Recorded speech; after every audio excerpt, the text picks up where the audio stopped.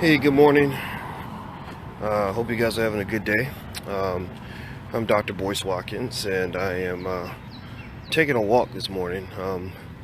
Turns out my hotel, I'm here in Decatur, Georgia, for about a day for my brother's baby shower, and I'm about to, so I go and I wake up in the morning, I do what I normally do, which is go get a cup of coffee, and it turns out that my hotel, the only coffee they have is Starbucks. So since y'all got us boycotting everybody now, I said, okay, you know what, I'm not gonna mess with Starbucks. I'm gonna walk around and find me another spot I can go get some coffee. What's going on, Thomas and Braheen and Melissa and Gavin and Yolanda and David and Leslie? How you doing? Leslie says, I love the royal wedding. And I think that's cool. You know, the royal, it's funny, you know, that was a topic I was gonna sort of talk about today, because everybody's talking about it. You know, it seems interesting, and I liked, you know, I liked what I saw. Those weddings are really interesting to watch. I remember watching.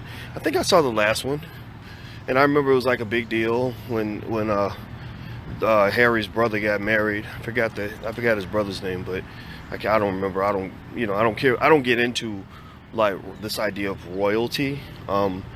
It's kind of an elitist concept. It's this weird system that they came up with in Britain, which, you know, they were the original racists, right? They were the ones who got all this shit started, this white supremacy shit, this, you know, slavery and all of that.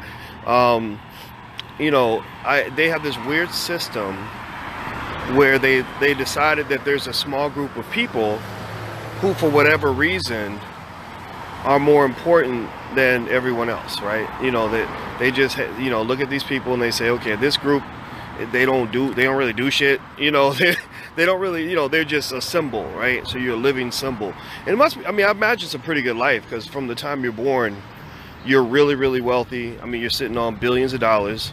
You get to do whatever you want. You can go to another country and rape somebody, and they'll just ship your rapist ass back home, and you won't get like a Bill Cosby type situation. They will take your ass or they put you on a private jet and send you back home and act like it never happened. You know, so being part of the royal family comes with a lot of, you know, insane privileges that never made a lot of sense to me, but I never had an issue with it. I just always thought it was interesting. You know, so the royal weddings are kind of this this reflection of this interesting kind of elitism they have in Britain. And again, this is not even being critical, it's just a fact, it's just stating facts. And it's a really amazing spectacle. You know, they spend a lot of money. I'm not gonna say it's a waste of money, I'll leave that up to you to decide, but I will say that it's a lot of money spent, right? You can feed a lot of homeless people with that money, you can send a lot of kids to school, you could go to a third world country and probably support everybody in that country for a year off of the amount of money they spend on the royal wedding. I got to go look up the numbers on exactly how much they spent. But if I had to throw out a number, I'm going to guess $100 million, maybe $200 million, maybe more. It's millions and millions and millions of dollars, right? You know, so because you see all kinds of stuff, right? You got horses, you got random people riding horses, soldiers marching, you know, all the best of everything, you know. So it's kind of it's cool to watch, you know. I think it's okay if you enjoyed it. I think it's fine. I think that what is interesting to me is that when I look at the reactions of black people in response to this wedding, the reactions are kind of interesting, you know. Like it's okay to be excited about the royal wedding. What I think you got to kind of question a little bit is, why are we more excited about this wedding than we are about, you know, other weddings? What is it about the royal wedding that puts it way up above and beyond in your mind? Even the Shade Room, you know, was putting up videos, and there's a lady at the Shade Room who said something that was interesting. She said, ladies, find you a man who looks at you the way Prince Harry looks at Meghan Markle. I found that comment to be a little strange and insulting, because I know a lot of black men who look at their women like that. You know, I know a lot of brothers who, you know, like, who love the shit out of their women, out of their wives. You know, I know I do. My woman, I look at her. A lady came up to me and said that she said, one day I hope I can find me a man that looks at me the way you look at her. She didn't even know that we were together. I didn't have to tell her. She just knew.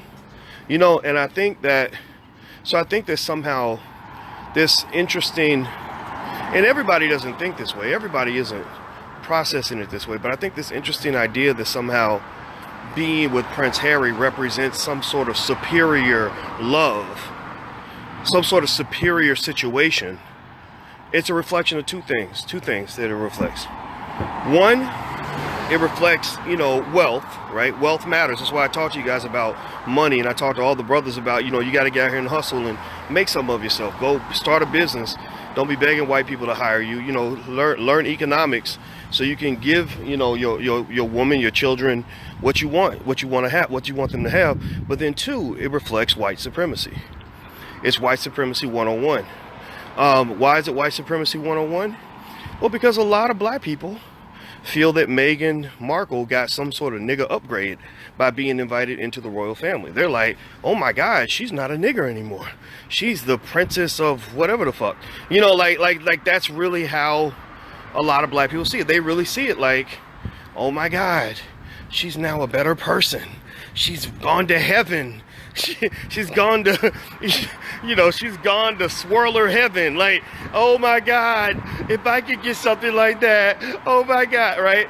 You know, and your man sitting there next to you looking at you like, well then shit, go see if he's taking on a second wife. Get the hell up out of my house. You know, like seriously, it's like weird. It's almost like, you know, ladies, if you imagine how you would feel if black men, if you did something, you know, for your man, cooked him food and gave him sex, and then a white woman did the same thing, and he was acting like what the white woman did was the first time a person has ever done anything like that for him in his life. You know, like, oh my God, I've never known love like this before. But Sally, you are the blessing of a lifetime, and you are the light of my life. Yeah, like you would be like, nigga, what's wrong with you? Like you would be like, seriously? You know, and so I think that's probably, so in a way, it could be, you know, to be honest, it could be considered something as simple as maybe a little jealousy. I don't know, because a lot of brothers would like to give their woman a royal wedding, but they can't. You know, they in the struggle. You know, some brothers can rise out of it. I got a lot of soldiers behind me that are starting businesses. I meet guys at my events who are making $100,000 a year, you know, $300,000 a year, $500,000 a year. I met a guy not too long ago. Him and his brother are making a couple $100,000 a month. So I got guys like that are out there that can really do that type of stuff. Not royal wedding, because that's billions of dollars, but they could do it big if they want to. And then you got guys that are still having a hard time, you know, but that are good people that love a black woman like nobody's business, and are not even participating in any way in this this perception that we have that black women are ignored and disrespected, and that we're not, you know, we're not trying to make them into princesses. We're trying to make them into booty calls or whatever, you know. But that's another thing too. If you are somebody's booty call, that was your decision to be a booty call. It's not. Don't put it on him, because there's probably another man out there that would give you everything you want, but you don't want him. You want the guy with the big dick and, you know, who's got the money and the swag and all that, and you're hoping he turns into your Prince Harry, when really he ain't trying to marry nobody, or he ain't trying to marry you. So let's just be clear. You know, don't think that because a man makes you into a booty call, that it's because he did something wrong. Nobody makes you into anything. You make that decision to commit or to be a part of that thing, right? So that's a fact right there. But I think that, you know, with the wedding, it's kind of like, I think one thing that I think is important to keep in mind as we think about the royal wedding, which again, it's okay to enjoy it. It's interesting to watch. I don't even think there's anything wrong with people watching the wedding and saying, wow, look at that. Look at all that money. Look at all that power. It's interesting, right? All the world's leaders are there. Oprah's there. You know, all these important people, or seemingly important people. But I think that you want to remember this. You know, don't forget this. Today, March 19th, is Malcolm X's birthday. This Malcolm X's birthday. And there is no royal wedding in the history of this fucking earth that is more important than the fact that it's Malcolm X's birthday. Because I know a little bit about the history of the royal family. And I will tell you that they ain't really giving a shit about you. They ain't thinking about you. They ain't thinking about black people. When Meghan Markle signed up, when they found out Harry was marrying Meghan, they said, well, shit, we'll just have to pretend like this is okay. I'm sure that there are people there that are like, whoa.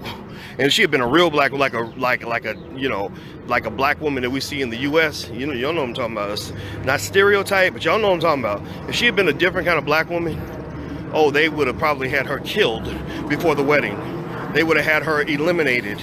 They don't make no mistake about it. They're not above that. That's something that they've been openly accused of. Go look up Princess Diana. The way she died was very mysterious, and a lot of her death was linked to interactions with a black man. And so my point is not to say that this is a bad thing, but remember, if you look at Meghan and you look at the way she carries herself, you look at the way she looks, you look at the way she smiles, there's a way a princess of the royal family must look. She must have that look. She must look like a white woman with darker skin. That's the most she could be. If you look at her, I mean, and the thing is, I give her props though. I give her straight props. She carries herself like a royal wife. I mean, Meghan Markle carries herself like somebody that you could bring home to your mama. She ain't gonna come home and start cussing cause the potato salad ain't made right. She ain't gonna show up, with gold teeth, in her mouth and a bottle of a 40 ounce in her left hand. Like, she's not gonna do trifling shit. She's not gonna get loud in the restaurant because she's mad and thinks she's a strong black woman who don't need no man and you just can't handle her. She's not gonna do any of those things. Like, she knows the game. She knows the game. And I give her mad props on it. I'm like, you know what? This is a black woman who maybe she had a goal. Maybe she didn't. Maybe she's like, I don't care if I'm the royal wife. I just, like, that's a good way to get the men to really want to marry you, it seems like. It's like you just act like you don't want to be married. So I'm sure that when Harry suggested getting married, she acted like, oh, well, pass the potato chips. Like, you know what I mean? Like, she just acted like it wasn't a big deal. That's what they do, right? And that's cool. But I think Meghan plays the part extremely well. But you got to understand, though, that that's a role that is a white woman's role for the most part, at least based on what you see with the royal family. I'm not saying that it makes her white because she behaves the way she does. She's a black woman, no question about it. But I think a couple things. One, I think if Meghan had been a little darker, if she'd been too dark, I don't think they could have handled that. I think that if Meghan looked like, what's her sister's name, the actress, if she looked like any of the cast members in the Black Panther, she probably wouldn't be getting the royal wedding. They would probably be like, that's too much chocolate.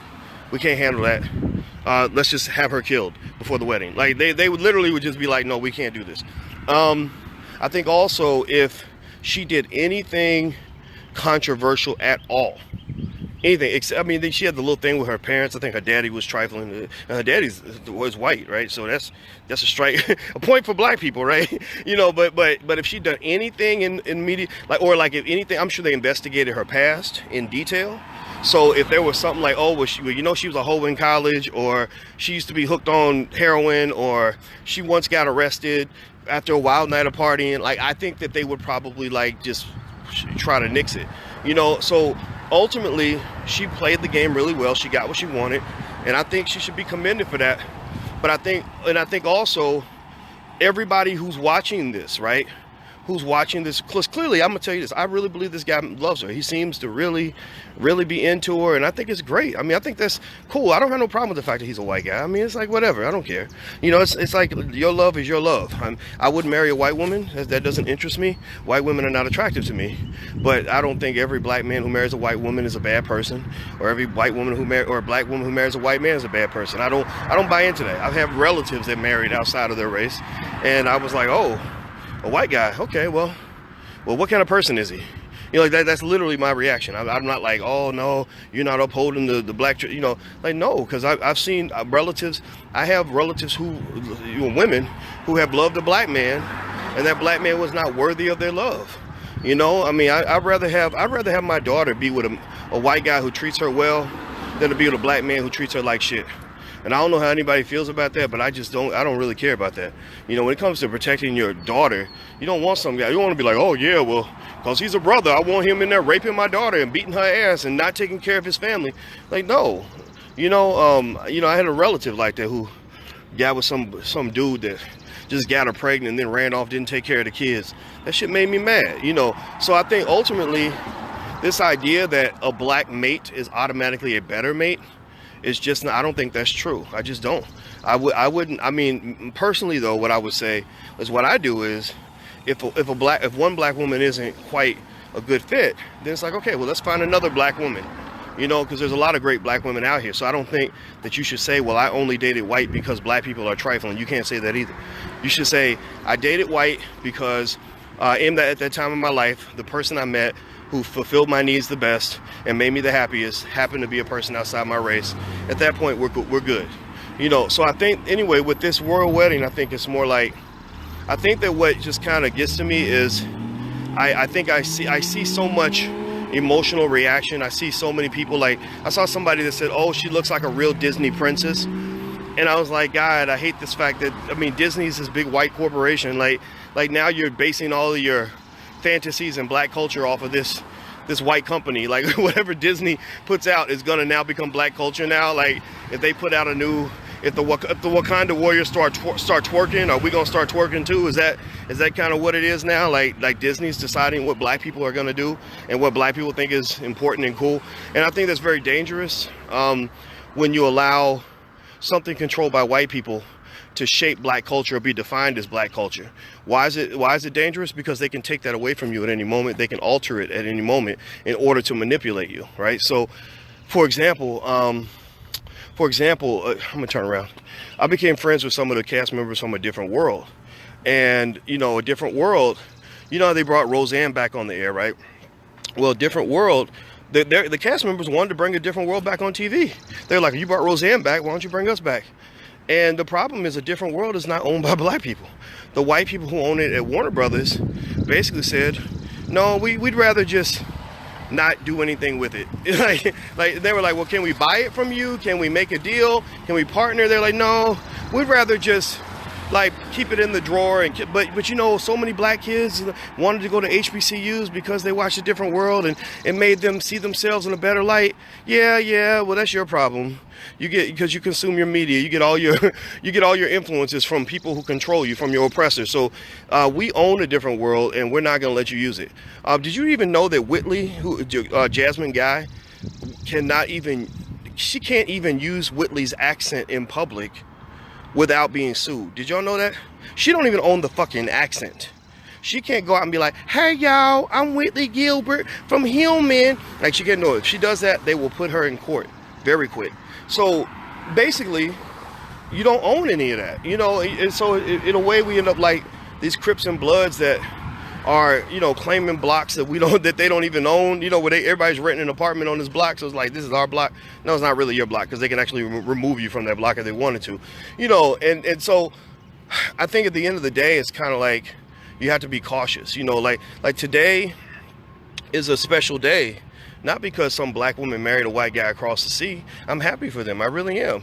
Today's a special day because it's Malcolm X's birthday.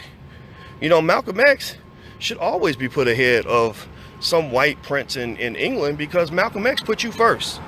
Ain't nobody in the royal family have ever put black people before themselves. They've never done this. Malcolm X was your king. He was your prince. He was your Prince Harry, or whatever you think this guy's special. Now, maybe he didn't have all that money Prince Harry has, but he certainly had trillions of dollars in intellectual firepower. You know, he had $1 trillion worth of heart. You know, he had $1 trillion worth of commitment. His legacy is worth trillions of dollars. So don't have me on Malcolm X's birthday expected to pay more attention to, say, a royal wedding than I would to this, because a royal wedding is nothing but symbolism. Everything there is nothing but symbolism. There's nothing of substance in a royal wedding. You know, there's nothing there. I mean, it's two people getting married. You don't need to spend $100 million to get married. It's all symbolism, which is a reflection of what the royal family represents. The royal family is a symbol. That's, if you look it up and you look at how people describe, well, they're a symbol of the power of England and the majesty and the history and all this stuff. They're symbols, you know. So Meghan, you know, God bless her, she's now, you know, going to have more money than she ever needed, and I think that's great. I think that the royal wedding also shows you the importance of money when it comes to shaping fantasies. Like, a lot of y'all women out here acting like money don't matter. A lot of y'all guys are fooled into thinking like, oh well, if she can't love me when I'm broke, then she don't really love me. That might be true, but don't act like money doesn't matter for women. Money is extremely important for women. Just, if you don't believe me, take away a woman's money, take away her financial security, and watch how quickly she flakes out. Watch how quickly she can't even focus. She can't focus on having sex with you because she's trying to think about how the light bill is going to get paid. But economic insecurity is one of the most treacherous things for a woman to endure. So that's why the royal wedding is like a fairy tale for so many women.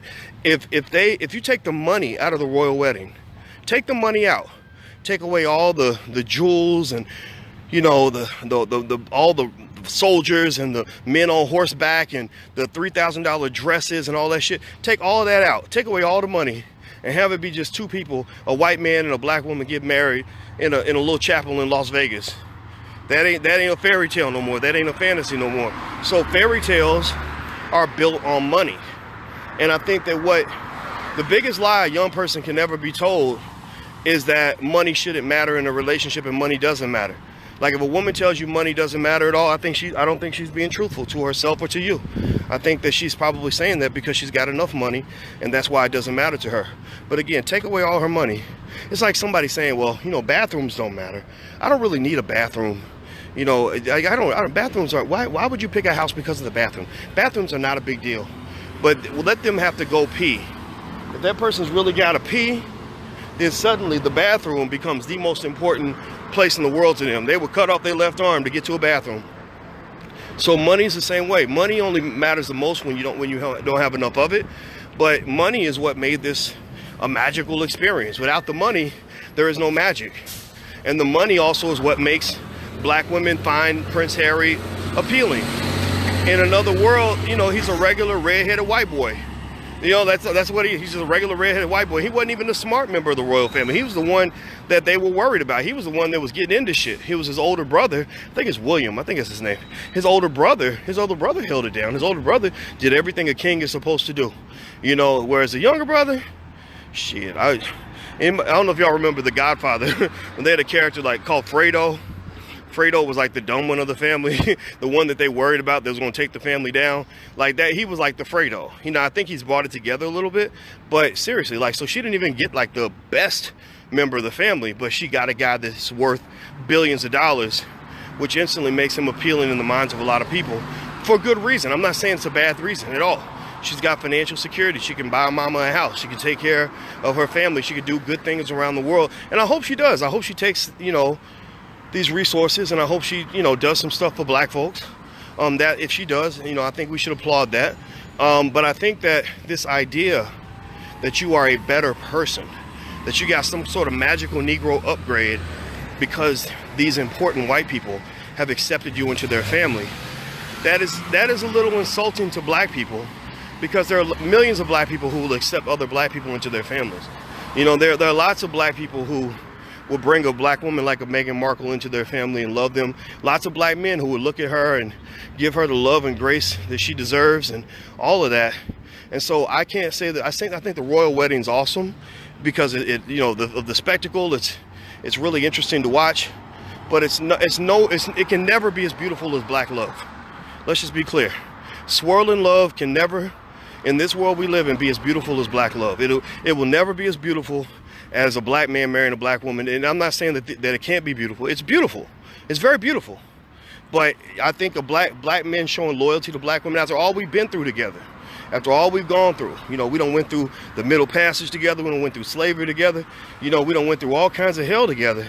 And there's some black men, despite all that, they can hold it together. There's some black women, despite all of that, they can hold it together. So to me, I think that's what makes black love so beautiful.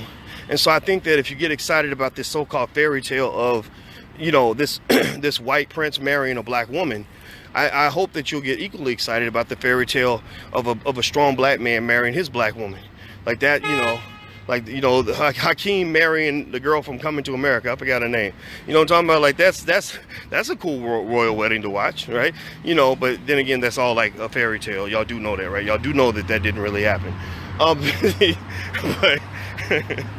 let me see if this is my street. See, I started walking. I started walking through Decatur, and I don't know my way around here. Let me look at some of the comments. I don't agree, but love black on black. But I love black on black. but love is beautiful in all colors. Okay. Paulette says you need to let the hate go and love. That's what God wants. Oh, Paulette, I love you too. I don't know if this is the right place for you to be. I'm not, y'all know me, I'm not a guy that's into stuff like that. Silly stuff. I do believe in love, but I do think that black people come first. Melissa, you just throw darts in your mind and string trash together to complain about. Yeah, we just bitching black men because we can never match the white guy who finally accepted you as a black woman. Well, he didn't accept you actually, Melissa. He accepted her because she fits the profile. Let's see here. You got an attitude. You wouldn't be accepted in the royal family. So, all right, let me see here. Anisha says you can view as skeptical, but black women can look at it from the same viewpoint. Yeah, I agree. Robert says, I'm waiting on Dr. Boyce to say I'm kidding, y'all. Jimmy says, you're full of BS and you a racist, bro. That's right, I'm a racist. That's right. Let me see, let me cross the street here so I don't want to get hit. Let's see, Trinity June says, white and black or black and black. I don't know what that means.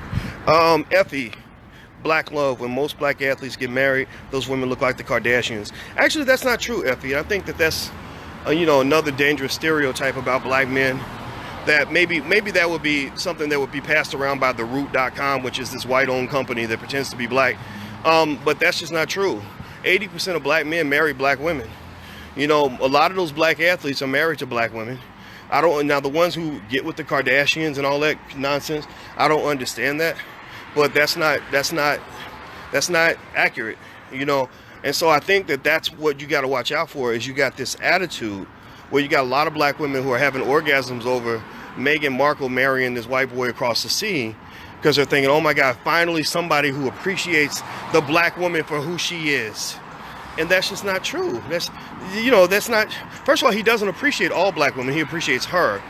Again, because she fits that profile. She's a darker skinned version of what the royal family normally accepts. If you look up Prince William, Harry's brother, look up his wife, look at her, and then look at Meghan Markle and see how identical they look. They wear the same damn dresses, they look the same way, they wave the same way, they got the same pearls around their neck.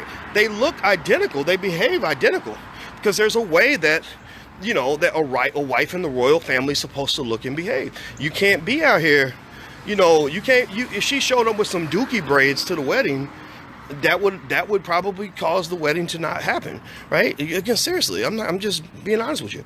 So I don't really think, you know, I mean, I think that this idea that, like, oh my God, here's this wealthy man who accepts black women and they love black women and black women should be treated like princesses every day. I think what you're doing is you're insulting all the men out here who don't do any of that. You know, it's like when you say, it's like when they invented terms like rape culture and they started labeling everybody a potential rapist. Every man is like they would tell me, boys, stop telling women to protect themselves from rapists and start telling men not to rape. And I'm like, do you really think that most men are out here are potential rapists? Like, is that what you think? Because you got 0.1% that do something, you think that the other 99.9% are sitting around thinking about, how can I go steal some vagina this weekend? No, you can't do that. And that's what happens in the black community also when you look at this music. Like, you got these dumbass rappers on the radio that say horrible things about black women. But then here's the thing, some of those black women still want to date these guys, still be having babies with them and all that, which I can't explain why you would have a baby with a man who told you, I had sex with 47 women last week with no condom. But that's your dumb ass, that's your bad decision, right? But then it's like, oh, well, black men need to start respecting black women. Since when? What are you talking about? Since what are you talking about? I'm here in Decatur, Georgia with my woman who is the princess in my life, who is royalty in my mind. She will not be anything less than that in any situation that I'm involved in. I'm here with my daughter, who is the daughter of the king. She is every bit as important as anybody in the royal family. The only difference is my daughter's got substance. They are symbols. My daughter's not a symbol. My daughter is substance. My daughter is talented. She's amazing. She's beautiful. My mother is the mother of the king. She will always be protected until the day she dies. So fuck you if you think that we don't have the ability in our black families to have royalty. Just because we don't have $1 billion that somebody gave us 1,000 years ago does not mean that we don't have royalty everywhere in our DNA, everywhere in our culture, everywhere in our families. So some of these people out here, some people are lost. You got some black folks out here that's just stupid. You got some black people out here just doing ratchet shit, disrespecting women, acting a fool, embarrassing the whole community. But you got a lot of black people who are carrying the flag proudly and loudly. And one of those people was Malcolm X. And today is his birthday, and that is what I will be celebrating. I will not be celebrating the fact that people are ecstatic that the white royal family decided to let a black girl in, and y'all think that that somehow represents black progress. That's why you're backwards. That's why you're losing right now anyway, is because everything that you do, every inch you move is basically you moving forward, because you're connected to a rope that white people gave you, and they're pulling you forward. They pull you forward an inch and you say, look at us, we made progress. But they push you backward an inch, you're like, oh, we're going backwards. Or they pull you, you want to move forward, we hope that they pull us forward so that we can actually make progress. Ooh, they chose to marry us. That makes us better. Stop waiting for people to choose you. You need to choose yourself. Choose yourself. Move forward on your own momentum. Move forward on your own energy. Move forward on your own ingenuity. Move forward because you love yourself, whether they love you or not. My thing with a Meghan Markle is that, you know, I look at the lady, I have mad respect for Meghan Markle. I really do. Meghan Markle, the lady who just married the prince. Beautiful black woman, seems intelligent, seems to know how to act like she got some goddamn sense. Because I'm telling you, ladies, if you act like you ain't got no sense, or you think that being a strong black woman means being loud and obnoxious, ain't no man gonna bring you home to his mama. Ain't no decent man. Maybe some rapper will marry you, cause they like that shit. But ain't no decent man gonna do that. You know. But I'm gonna tell you, she's fine, she's cool, she's great. But she would have been great and fine and cool and wonderful even if this rich white man had decided to marry somebody else. And I think that's probably where my position lies. My position does not lie in opposition to the royal wedding. My position is not in opposition to those who are happy about the royal wedding. I think it's fine. Women grow up, you know, with these fairy tales that they're fed from the time they're children, where they read these princess books that make them say, oh, I want to be a princess. So when you see a princess in real life, you're like, oh my God, that's the stuff I read about when I was 5. I think that's cool. I think it's dangerous, but I think it's fine. If that's how you see the world, that's fine. But, you know, but I think, you know, at the end of the day, I think that we're fine without, even when white people don't choose us. And the reason it's important to know that is because that's how they control your behavior. They control your behavior by saying, look, Negro, okay, we're going to let you in. We're going to acknowledge you as one of us, which effectively makes you into a better person. You now have self-esteem because we've given you self-esteem. But if you get out of line, if you question white supremacy, if you stand up against the power that we have to oppress you, then we are going to take all those things away. We're going to take away your fancy job. We're going to take away that money we get, that paycheck we're giving you. We're going to take away that status. You're not going to get any more awards. And before you know it, your self-esteem will be so whittled away that you won't feel like you are shit.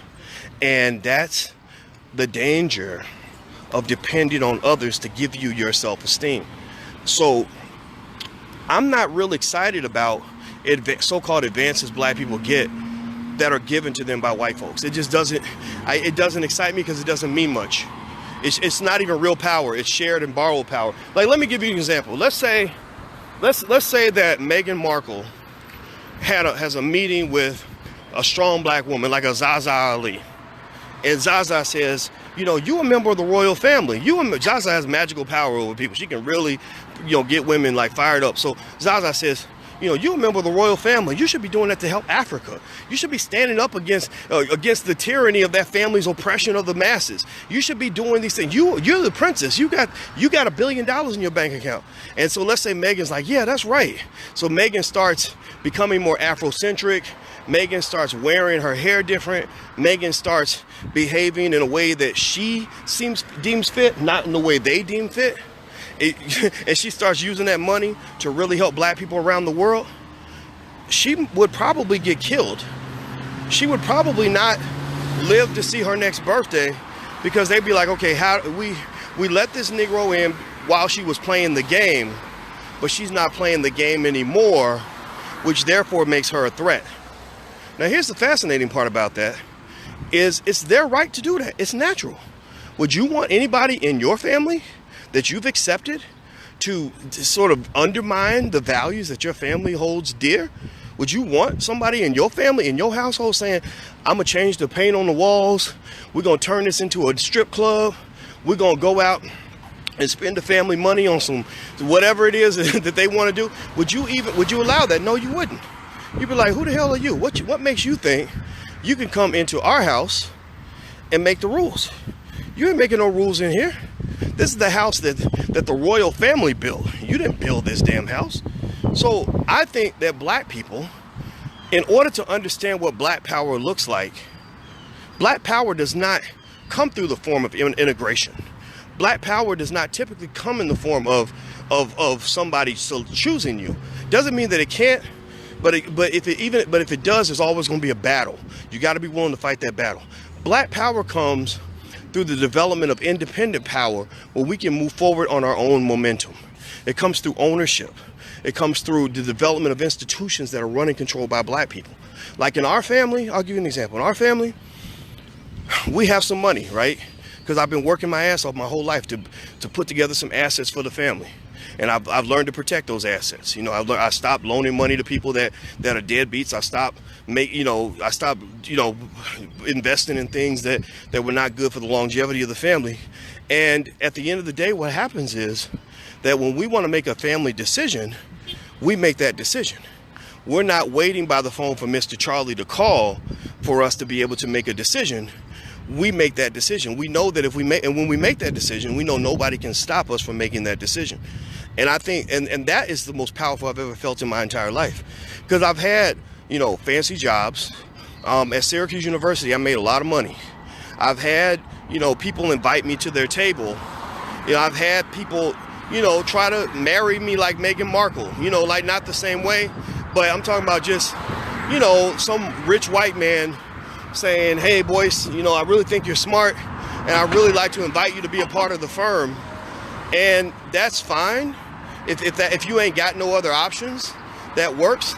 But that doesn't even come close to comparing with the exhilaration you feel when you've got true independent black power. When you really are truly strong, you can't go backward to that shit. You can't go back into a world where your authority.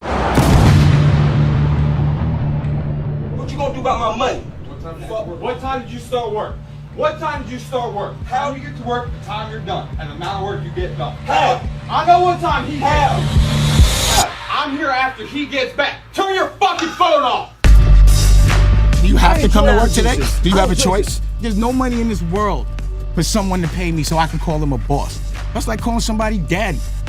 How can a man call another man, yo, that's my boss? Hi, I'm Dr. Boyce Watkins. One of the things that I wanted to do with Mr. Damon Dash is a series that we're calling Intelligent Boss Moves. IBM. What we're going to give you is built on intelligence. Everything here is coming from experience as well as deep thought. The word boss is indicative of the person that I'm speaking with. When I see myself, I think about myself as a boss. The word moves is critical. You can have all the intelligence in the world, all the ability in the world, but if you don't move, if you don't act, then all of that intelligence and ability amounts to nothing. Why the fuck you don't write our hours down? You see how you playing with my money talking about you didn't work last Thursday? The black unemployment problem is not going to be solved by getting more white people to give us jobs, for example. Right. It's going to be solved by building more businesses in our communities, because all studies show that people tend to hire people that look like them.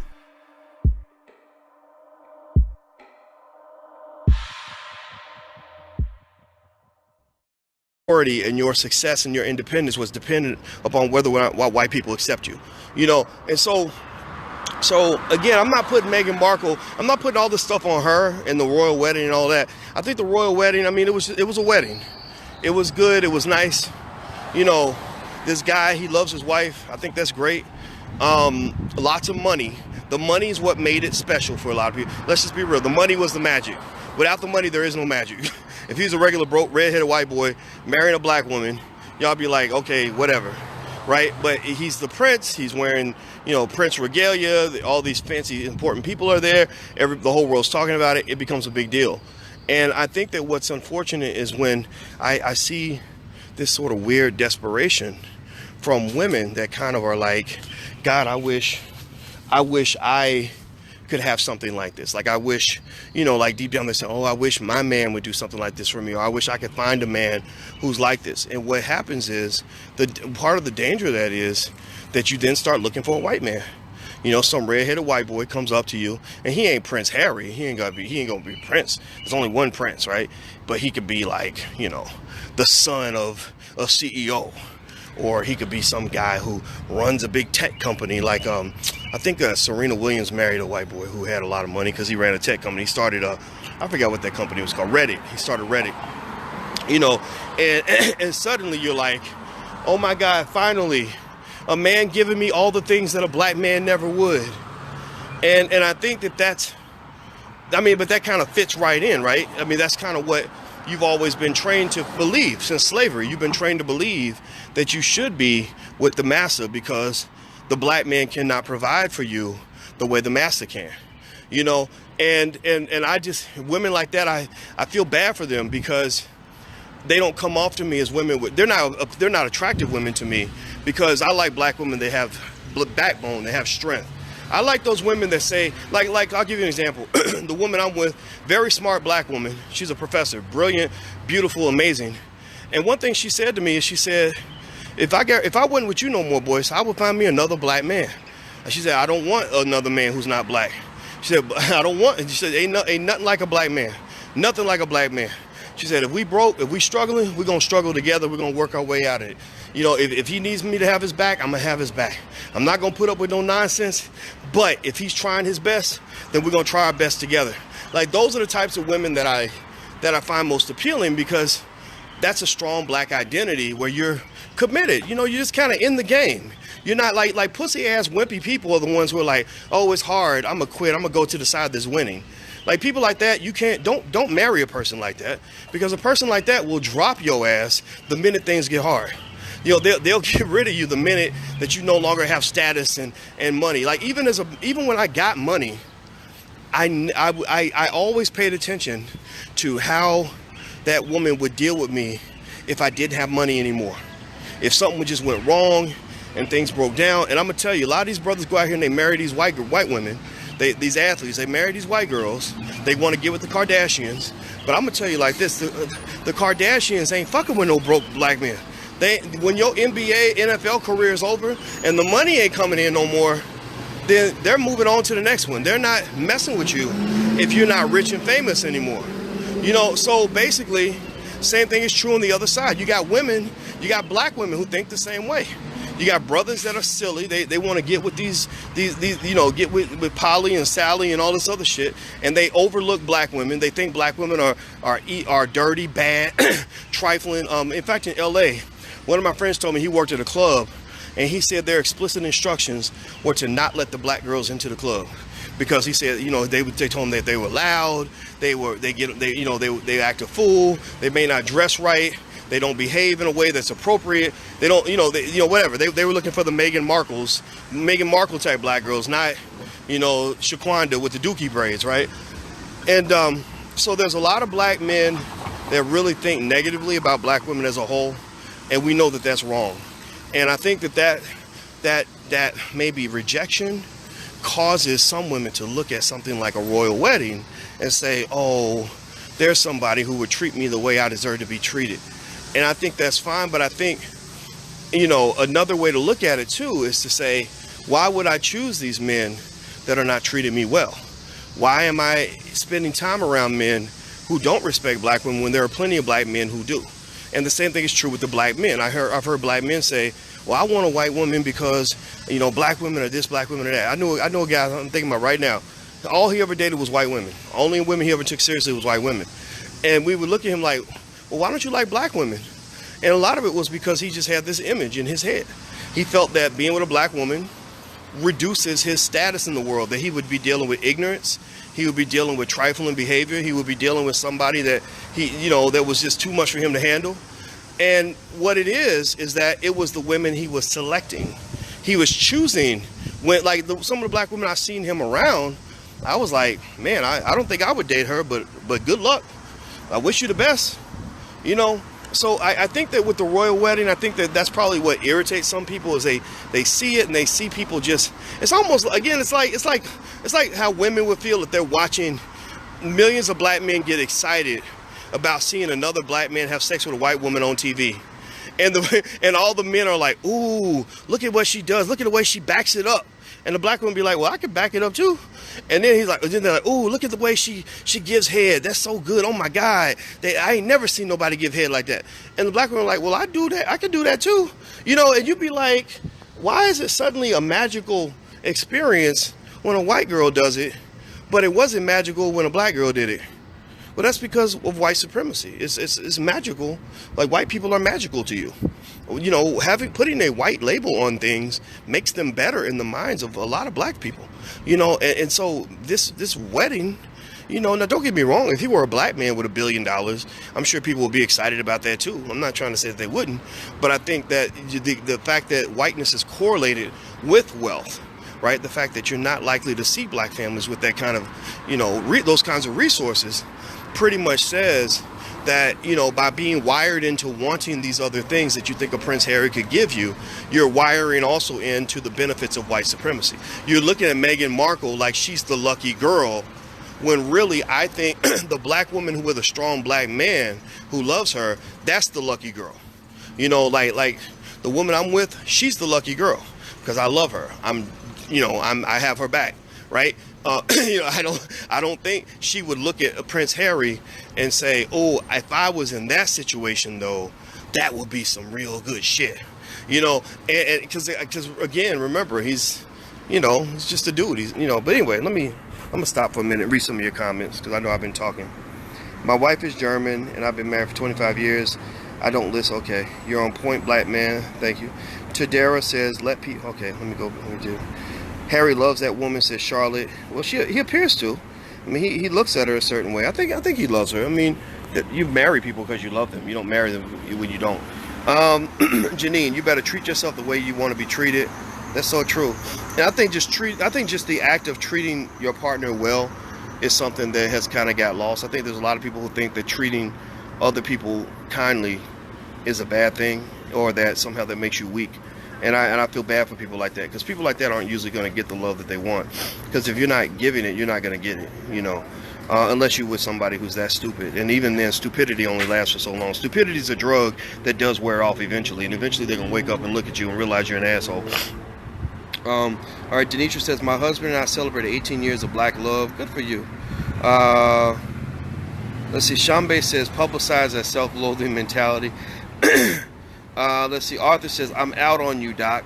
I don't know what that means, but have a good day, brother. Let's see here. Kid Boy says, sometimes your environment can affect the types of folks you date. That is so true. If you're not dating the quality that you seek, then get out of that, you know, figure out what your patterns are. The most common denominator in your relationships is you. And most of you, if you ever want to really look at yourself in the mirror in an honest way, analyze all the people you've chosen to date. Well, you know, when I did that, I figured it out when I was about 34 years old, and I was like, I looked at all the women I dated, and I said, man, this really says a lot about who I am as a person. It says a lot about what I like. It says a lot about what I'm vulnerable to, all that stuff. So pay attention. Let's see here. Michelle says, I'm a black woman. Dr. Boyce has not insulted me yet. I would never do that. Let's see. Ethel says, you are a disgusting hot mess on this, brother.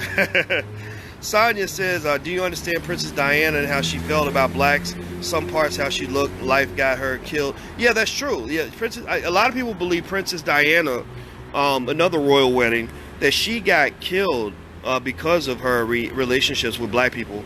In fact, the most interesting conspiracy theory I'd heard about her death, which I don't know, was that she was pregnant with a black man's baby, but that part I don't know about. I can't confirm that one way or the other. Crystal, wait, I almost made your comment, Crystal, but it went away. Layla, strong black women and their strong black men are powerful together. I think so. I think, you know, I think that what it is it's like, I guess we could look at it like you know, it's like you're starting a business together, right? And the business is called, you know, Black America. We're all starting this company together.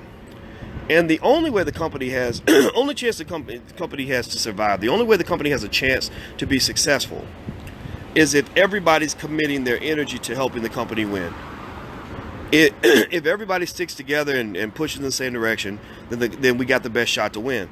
But when doubts come into play, when you think that the company might not do well, then what happens? People start abandoning ship. People take their money out. You know, that's why, you know, CEOs work so hard to try to always give the impression that a company's doing well, because they know that if anybody finds out about their economic problems, it's going to make the problem worse, because people are going to pull their money out, right? And I think that for black people, there are some people who just want to pull their money out. They're like, man, I'm tired of, you know, of dealing with black people. I'm tired of dealing with our shit. I'm tired of, you know, trying to make $1 out of 15 cents. I'm tired of dealing with black people who are suffering from various forms of mental illness because of their oppression. I understand it, but I want to get away from it. So for them, you know, going into the world of whiteness is like a relief. Like, you're a black woman and you feel like every black man is treating you like shit. So you finally find a white guy who isn't going through what black men go through, and it's like, oh my God, these white guys are so nice, blah, blah, blah. And that makes you feel better. Now, on the other hand, though, remember, you're bringing your baggage to him now, you know, and I've seen a lot of people marry interracially and drive that white person insane. I've seen brothers who are messed up get with a white girl, and he picked the white girl because she would put up with all his shit.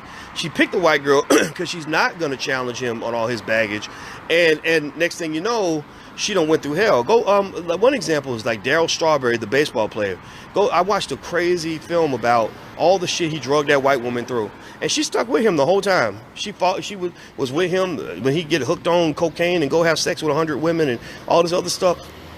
And I think she eventually divorced him. But I know a lot of black women, if they seen that kind of behavior in their communities, in their families, they would probably have divorced him a lot sooner. You know, so a lot of times you may think that, you know, that choosing someone outside your race allows you to escape what you see as the baggage of the black man or the black woman, but really you never escape your own baggage. You never escape your own shit. So a lot of y'all want to go date interracially because you think that interracial dating is the answer to all of your problems. You think that it will get you away from all these terrible black men, all these terrible black women that you don't run into. Well, really, the problem is you. That you're bringing a lot of shit into situations, and eventually they're not going to put up with it either. You know, so I'm going to tell you this. As a black man, I know I got my shit. I know what oppression did to me. I know that I'm working through a lot of stuff that I felt growing up as a black boy in Kentucky. I know about the anger I feel when I think about how badly I was treated when I was working for white folks. I know about all the shit that I'm trying to work through just to sort of be balanced and sane in a world where there's so many things around you that can make you angry. And the reason a black woman is best for me is because she understands that. She can help me figure that out. It's not a coincidence that I'm dating a therapist, right? I was like, oh, this is actually kind of nice. I can actually talk to you about stuff, and you know how to process it without reacting to it. You know how to hear it out and provide solutions or help me gain a different perspective. And it's great. It's awesome. I think every black person should try to date a therapist or a psychologist, because all of you, you know, all of y'all fucked up. Y'all know that. Not in every way, not in a bad way. Like, sometimes being fucked up, remember though, greatness often comes through pain. Greatness comes because you don't become great at things or great at success in any area of life without going through some agony. Like for example, I am really, really good at finance. Finance is my thing. I've been teaching it for 25 years. And I wouldn't be so great at it if I had not gone through the trauma of my PhD program. You know, me and my friend, Dr. Venetia Dutra, we make a joke. We're like, if you don't have at least one traumatizing story about your PhD program, then you didn't go to a real school. You didn't go to a difficult school. A lot of people got fake PhDs, went to fake schools or whatever. We went through some real shit. So you go through this shit so you can come out strong. You must go to hell in order to get to heaven, or in order to get to heaven, you at least have to die, right? So basically, traumatized people while they might be disturbed, can also be some of the greatest people in this world. And I think there's very few people that are more traumatized than black folks. That's why in the black community, you see people who've either taken that trauma and that the struggles of being black and converted that into something beautiful and amazing, or you've seen black people who couldn't handle the pressure and just broke down and disappeared. You know, like when I see these black men, when I'm walking down the street in New York City and I see all these black men stopping me, asking me for money, I see men who could have been great, where the world was just too much for them. You know, the struggles of being black was too heavy on their soul. They couldn't handle it. So now this man is 55 years old, walking down the street begging people for money. No pride, no shame, no nothing, right? You know, but then you see black people who are like, yeah, I went through hell, but look at what I've become. Look at Oprah Winfrey. Oprah Winfrey wouldn't be the great woman she is right now if she had not gone through trauma. Malcolm X, today's his birthday. One of the greatest Americans to have ever lived. One of the greatest human beings of all mankind. Was born out of trauma. It was born out of trauma. And it's almost like when you think about, you know, the way flowers grow. Flowers grow out of soil where there's shit in the soil. Literal shit. They'll put manure in the soil, right? So in the middle of all that shit comes something amazing and beautiful. And I think for black people, we get all the shit, so we grow the most beautiful flowers. But the thing is, you have to be willing to grow. You have to want to grow. If you don't want to grow, then you're going to just sit around, you're going to die, and you're going to smell like shit, right? So ultimately, you have a lot of people whose souls are shit because they don't want to grow. They're not, you know, they feel pressure, they can't fight back. And maybe for people like that, maybe dating out of your race is the best thing for you. You know, maybe you're not strong enough to overcome the struggles of being black on your own or with a partner. Maybe you're not willing to deal with the bullshit that a black man might bring to you or a black woman might bring to you. Maybe you don't, maybe that's just not something you're interested in. I had to make a choice. I had to make a choice. Like, you know, like, okay, you know what, there's so many black women that didn't have their daddies in the house. Then I'm gonna tell you that makes all your relationships challenging from that point on. First man you ever loved, first man you ever depended on, first man you ever believe will have your back no matter what, disappears on you and leaves you, like, rips your heart out of your chest and leaves you flat dead on the ground. A lot of black women are in that category. So if you're a black man and you're choosing to be with black women, you're gonna deal with that and you're gonna confront that over and over and over again. And I just had to make a choice. I was like, well, it ain't fun, you know, because if she hates her daddy, she's gonna eventually hate you. But maybe there's a way to work through that. I mean, if you care enough about something or someone, then you're gonna deal with the shit. You know, and the same thing is true for black women.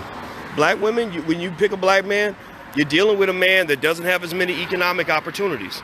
So if you get a royal wedding like Prince Harry, chances are a black man ain't gonna be able to do it. And Prince Hakeem, or whatever the hell his name is, and coming to America, he ain't real. The guy in the Black Panther is not real. He was a Disney character. He's a figment of your imagination. So if you want a royal wedding, chances are most black men can't give you that. Maybe you luck out and get an NBA star or something, but even then, like, a lot of these dudes got 100,000 girlfriends, so you're probably not going to be the only one he's with. Just make sure you understand that. But if that's okay, then maybe that's where you get your royal wedding. But overall, black men might not be able to give you what a Prince Harry can give you, but we can give you a lot more. There are a lot of things a black man can give a black woman that most white men cannot match. There are lots of things that I think we can do, a lot of greatness that comes out of our pain, out of our struggle, that makes us, a group of people that are desired by the world. I mean, think about this. Look at how many people want a black man. Everybody want a black man. Everybody want a black man. So why is that? Well, because in many ways, some people would argue that we are a superior man. We think about this. You're dealing with an African-American male who was a descendant of the people who survived the Middle Passage, where half of the people died on the journey over. Millions of people died. The weak ones died. The strong ones survived. And then after that, his ancestors dealt with 400 years of the worst, most brutal slavery known to man. My great-great-great-grandmother was 50, 60 years old, carrying 80-pound bales of hay every single day until the day she died. And then they took the strongest slaves and bred them with the other strongest slaves. So that's where you get black men that literally seem superhuman. We are frightening to white people. We really are. There is no white equivalent. Point out any white person who is the equivalent of a LeBron James.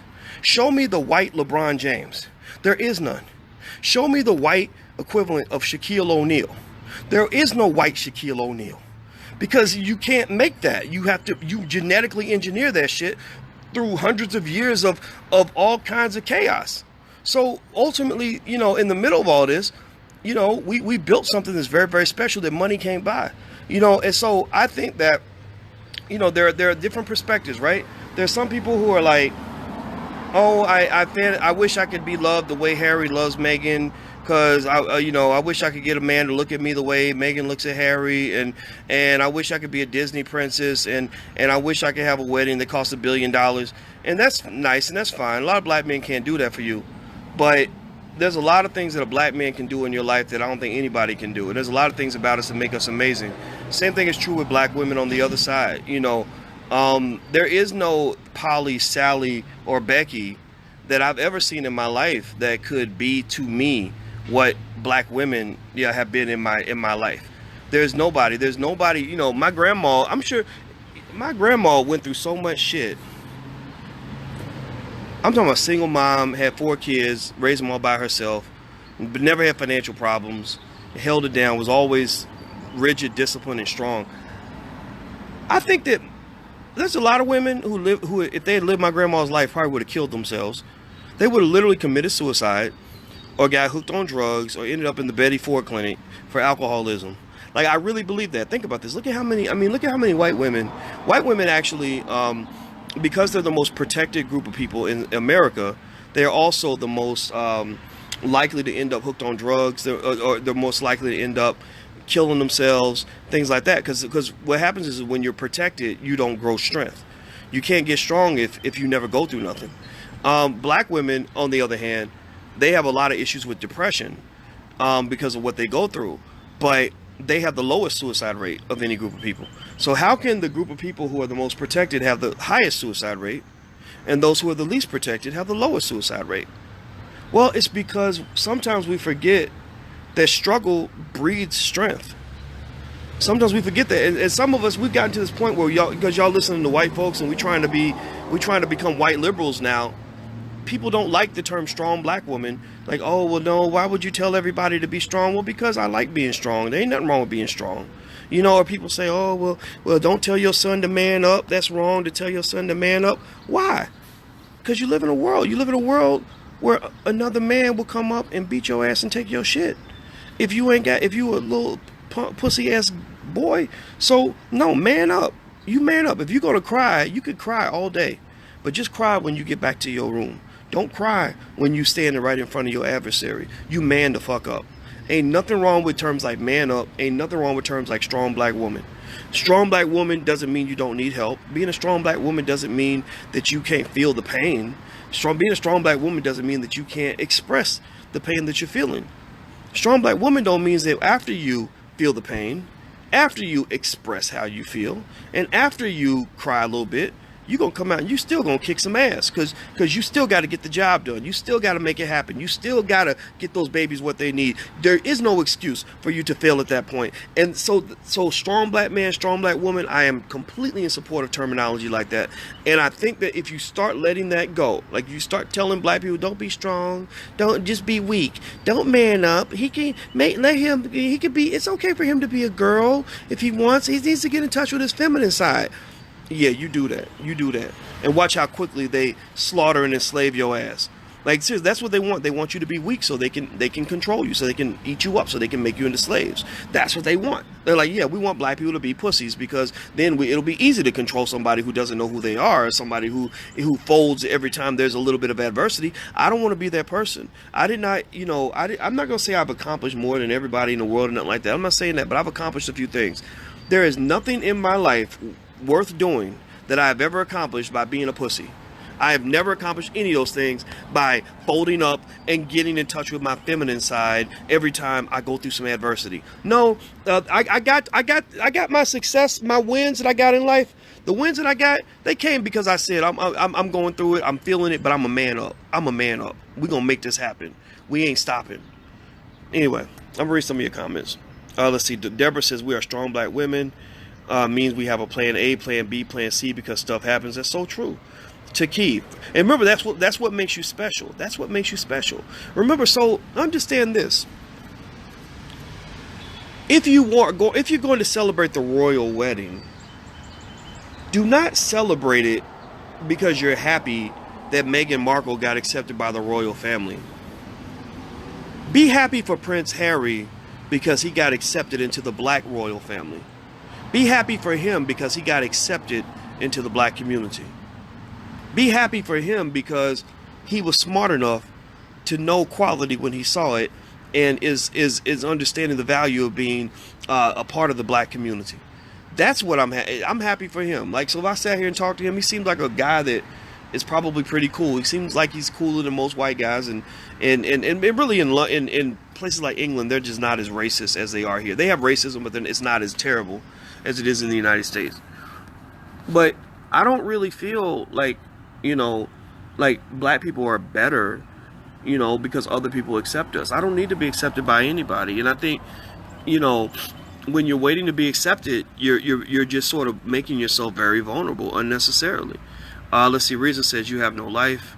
Well, apparently you have no life because you're sitting here listening to me talk. Rhonda, exactly. There you go. Aaliyah, because Obama's father is black and your bloodline determines majority ethnicity. Yeah, Obama's black. I mean, you know, he's majority black, but the thing is, mentally, Obama was black and white. That's why he was able to navigate both spaces very, very well. The mother that raises you plays a huge role in your mindset.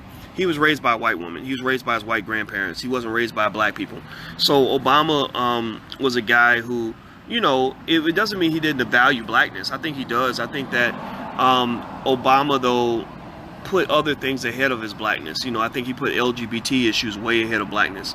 Because he could have spent those 8 years, whatever, fighting for black folks, but he didn't. He spent those 8 years fighting for gay people. Let's see here. Not speaking against him, but some things are just uncalled for. Okay. Kentucky Span says, yes, keep speaking against the extreme feminist agenda. Yeah, well, we have to. I mean, remember, the extreme feminist agenda was built off of Margaret Sanger, who openly said she wanted to exterminate black people. Only black people are dumb enough to fall for that shit. Only black people are crazy enough that we literally will find a reason to support people who openly wanted to exterminate us. Like, you know, y'all get mad because y'all don't understand why some black people might support Trump or whatever, which I don't agree with. I don't support Trump myself. But Trump, imagine if Donald Trump said, my goal is to exterminate black babies and to make sure as many black babies as possible are not born, and I'm going to go talk to as many black pastors and black leaders as possible to help them, to get them to help me support my extermination program. You probably would be upset about that. You'd probably hashtag that a little bit. You'd probably do some Twitter bitching. Black Twitter's brain would probably explode. But Margaret Sanger said that same shit, and you got black people carrying a flag for that shit. I don't understand that. That's weird to me. Margaret Sanger was the original Donald Trump. Except she was worse.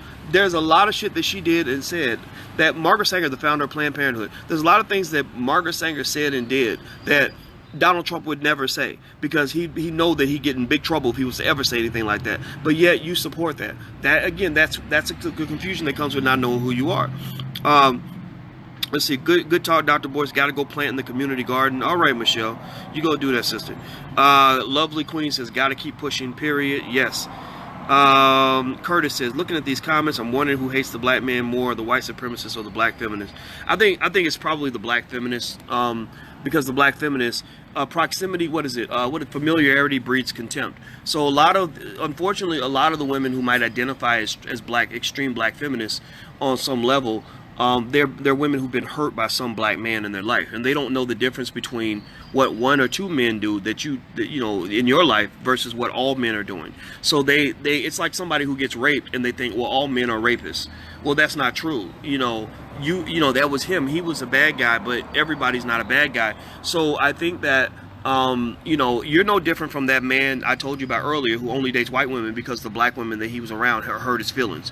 You know, it's like if you can't just distinguish between a couple of people you've known in your life versus what's happening with the whole community, then I can't really help you. You've got a mental illness, and you probably, as you know, whatever it is you're doing, you definitely need a therapist. You know, if you've been hurt, if you're a black man who's been hurt by black women, you need to go see a therapist to balance that out. Same thing, if you're a black woman, let's say your daddy wasn't shit and you got hurt by your father, you probably need a therapist to work through that shit. Because I tell young brothers, when I'm talking to men, and I talk to quality men, you know, I meet quality brothers. Every city I go to, I run into black men on the street who tell me about something they're doing, you know, different. Like I took your class and I started a business with my daughter, things like that. These are quality men. And when I coach these men on the kinds of women to pick, I just tell them, I say, look, if she hates her daddy, chances are there's a good chance she may end up hating you. So you got to be really careful about women who hate their fathers. Ask her about her dad. If she hates her dad, if she admires her dad and trusts her dad and thinks her dad's a good guy, well, guess what? She's gonna look at you and be like, yeah, my daddy was a good guy when he was this age, and so he's gonna be a good guy too.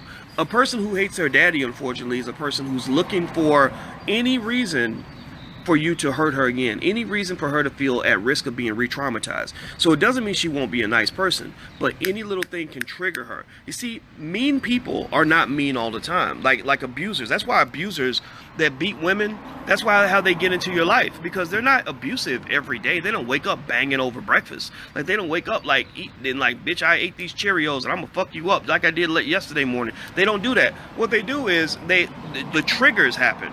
The triggers come. And then they say, well, I wouldn't have done that if you had not done this. So for an abusive man, his trigger might be, if he might be insecure. If he thinks that you like another man or sees you look at another man, or you working with somebody at the office is too close to him or too close to you, then he might come and beat you up that night because you triggered his insecurity about the idea that he's scared of losing you. So same thing is true with a lot of women. A lot of women have triggers where, you know, if she hates her dad and she remembers the trauma, the subconscious mind never forgets. So she may think she blocked it out, but the subconscious mind has processed all that shit and put it so deep in her DNA she doesn't know it's there. She just thinks that the words niggas ain't shit just comes out of her mouth because it's true, but it comes out of your mouth because that's what your subconscious mind has been telling you since you were 7 years old. So basically, the triggers might be, you know, you're supposed to call at 7 o'clock, you don't call till 8. You were supposed to call before bed, you forgot, you called her the next morning. Or you have a female friend who texts you and she don't like it or whatever. Like next thing you know, all these things start coming up. So she starts acting out. The more she acts out, the less attractive she is. So the less attractive she is to you, the more you start acting out, and the more likely you don't want to be in the relationship. Next thing you know, everybody's acting out, so people aren't going to be together. People that tend to hold their relationships together tend to be people who can handle their triggers. That's it. Like you can handle your shit. Like something triggers you and you're like, okay, I'm feeling really insecure right now. I'm really upset right now. I'm going to find a way to work through this that's not going to damage my relationship. Like, so right now, I'm not really sure if I can trust my partner, but I'm not going to overreact and go through his phone and cuss him out or confront him. I'm going to deal with my shit and work through it in a different way. Now, again, I'm not a relationship therapist, so I'm not going to tell you exactly how you should work through it, but there are people that can teach you how to do that. That's what it is. That's what I've learned. I've learned a lot of making a relationship work comes down, because I watched my parents for 44 years be married. They've been married 44 years. So I got a chance to be like, get on the job training, not on the job, but like whatever you call it, like a shadow program where I shadowed their marriage for 44 years.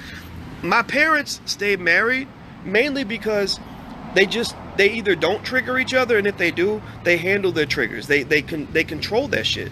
You know, like instead of the bomb blowing up, you know, they bury the bomb and it blows up underground so it doesn't disrupt the relationship. You know, and so ultimately, if you can handle your triggers, like, you know, one day you wake up, she's not treating you so well, and you're mad because you feel like she's ignoring you, or you feel like she's being mean to you, you know, you could be mean to her back. You could be meaner to her to teach her a lesson, like, you don't talk to me like that.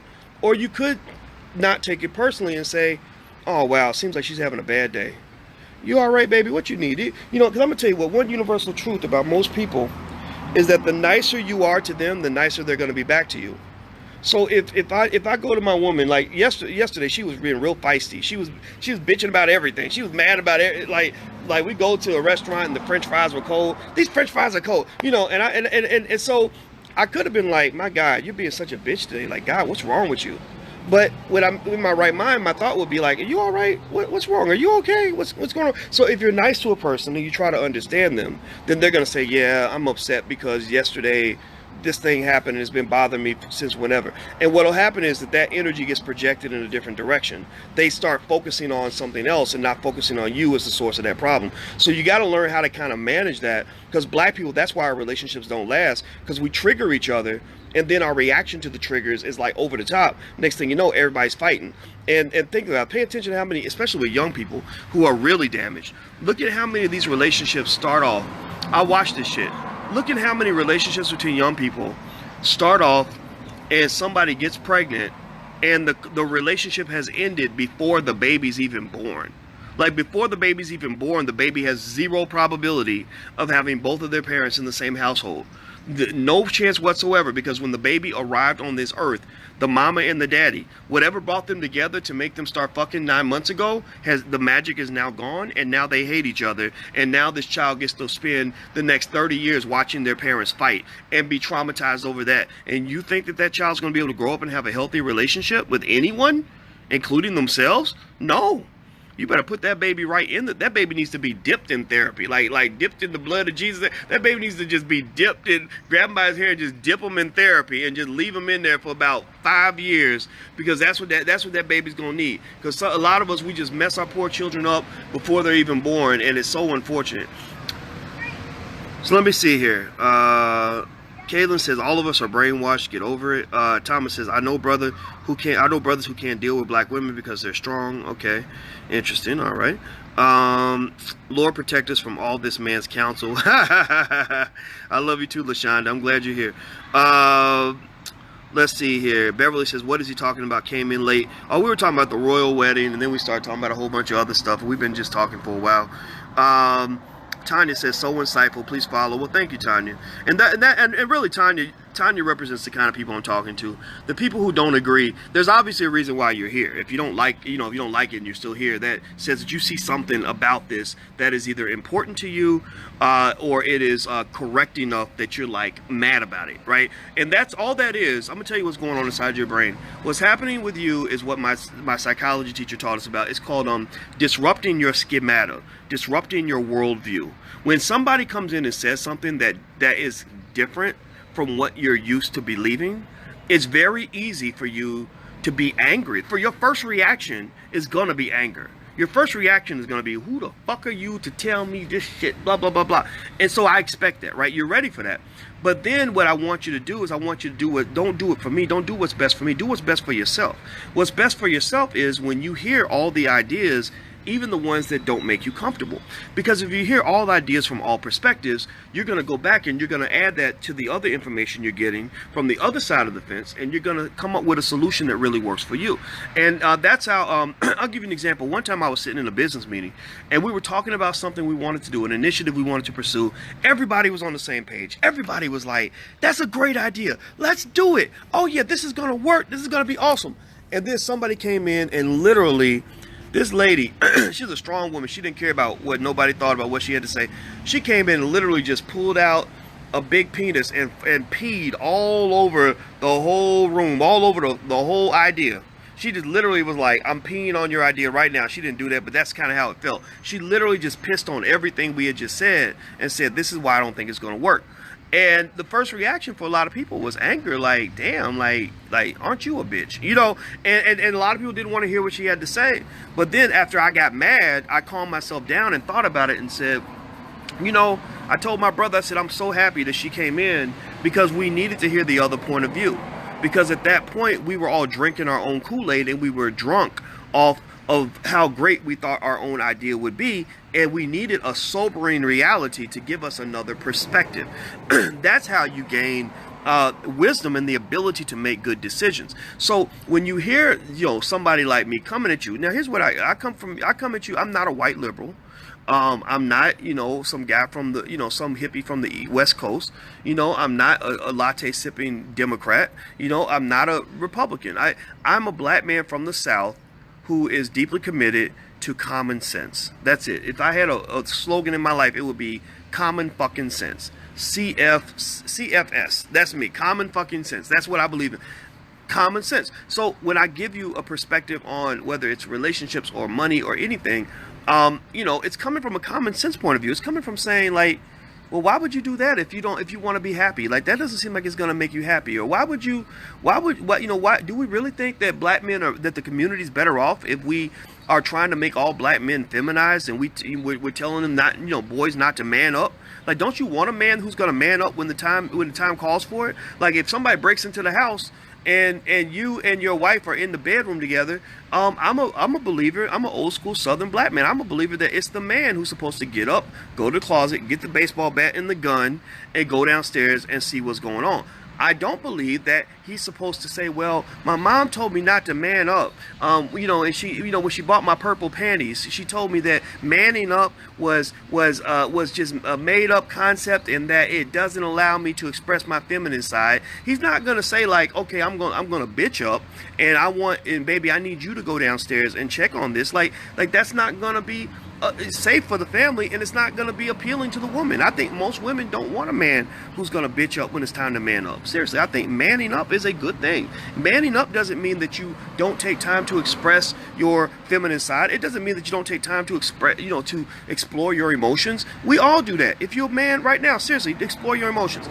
Even rappers, back in the day when they used to really rap before they started just mumbling and shit, before all these damn poor kids have been on Ritalin their whole life started rapping, back when rappers used to actually make up verses that made sense, you would always pay attention. Even the hardest rapper would do some song where he's talking about like I'm praying over Jesus pieces because I had so many homies that died and I poured liquor for my homies that got locked away and I love my mama, and like they'll do shit like that, right? And that's basically them expressing vulnerability. That's them sharing their emotional side, and Spice One, like on the West, he's a West Coast rapper, one of the greatest poets of all time.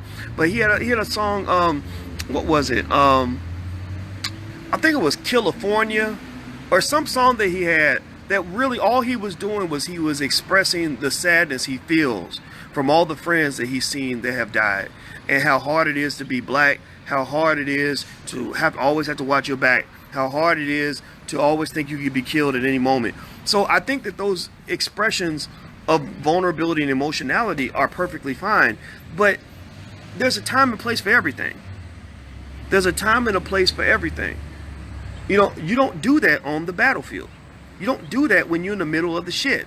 When you're in the middle of the shit, you a soldier, you out here in the military, and y'all getting shot at, and you decide that's the moment you want to cry and express your vulnerability, you better get the fuck out of here with that shit. You need to man up, pull out that gun, fight through it, and cry later. That's what you do. Just like when the feminists make up terms like slut shaming. That's another socially engineered, invented term that they made up, right? So what is slut shaming? Slut shaming to them apparently is this idea that if you don't allow a woman to pretty much do whatever ridiculously skanky ass shit she wants to do, that, or if you challenge her on that, then somehow you're not allowing her for her free expression of her womanhood. I think that's stupid. Nobody says that there's anything wrong with a woman being sexual. I think sexuality is important. If you're not being sexual and you're a woman, then your man isn't going to be attracted to you for very long. Sexuality is very, very important. Sex is the key to the existence of all human life. But if you out here just handing, vagina cupcakes to every man you meet on the street, then people are going to challenge you on that. People are not going to respect a good man's not going to respect that. If you out here, letting it all hang out and just acting any old kind of way, and you in front of his mama, and she's looking at like, what kind of slut did you bring into my house? Like, he's not going to want to marry you. He's going to always want to fuck you. He'll never stop wanting to fuck you. He just won't want to fuck with you. He won't want to bring you into the family. You will not be part of the royal wedding if you are out here acting like any old kind of whatever. Meghan Markle would not be in the royal wedding if there was video of her on the internet having sex with 4 men. Like, now again, that's her right to do that, but you would have feminists saying, oh, that's slut shaming. You can't blame Meghan Markle for wanting to express her sexuality. No, you can't blame her at all, but you can't blame other people for their reaction. You can choose what you want to do, but you cannot choose how people are going to react to it. So a lot of liberal thinking leads people down the wrong pathway. It does. It puts you in situations where you make these dumb decisions. I'll give you a good example. Here's a good example of slut shaming, of feminism gone dastardly wrong. I'm gonna give you a perfect example. Larry Fishburne's daughter, Montana. Y'all remember Larry Fishburne's daughter, Montana? Y'all remember Montana Fishburne? Beautiful young black woman. Could have been Meghan Markle. Could have been in the royal wedding. Prettier than Meghan Markle, in my opinion. Gorgeous. Well, let me tell you what Larry Fishburne's daughter did that fucks her shit up big time. Larry Fishburne's daughter, again, could have been part of the royal wedding. Now, you Larry Fishburne's daughter, I mean, you can sit next to kings and queens if you Lawrence Fishburne's daughter. But she's hanging out with the Kardashians. And Kim Kardashian becomes her mentor. So Kim Kardashian says, she says, hey, Montana, you know, the way my career took off was I made a sex tape. And now look at me. Now I'm making $80 million a year. So Montana Fishburne says, oh, well, I'm going to do what Kim Kardashian did. I'm going to make sex tapes. And that's going to make me mainstream famous too. So Montana Fishburne, she doesn't just make one sex tape. She made a bunch of them. She joined the porn industry. But she didn't become no movie star. She didn't get invited to the Oscars. She became the greatest shame that her family has experienced in the last 10 generations, I'm sure. Her family was incredibly embarrassed. She did not get that opportunity to do anything else with her life. She did not get invited to become a movie star. She did not get invited to become Kim Kardashian. She became a porn star. That's what she was. That's what she is to this day. I don't know what she's doing now. But I think that she regretted it. I think that I saw an interview where she said, years later, she said, if I could give young girls advice, I would advise them not to do this. Because something terrible happened in it. And I'm telling you, bad things happen in that industry. People get raped. People get diseases. People get disrespected, whatever it is. So whatever happened in that industry, because they use them up, right? Whatever happened in that industry didn't make her happy.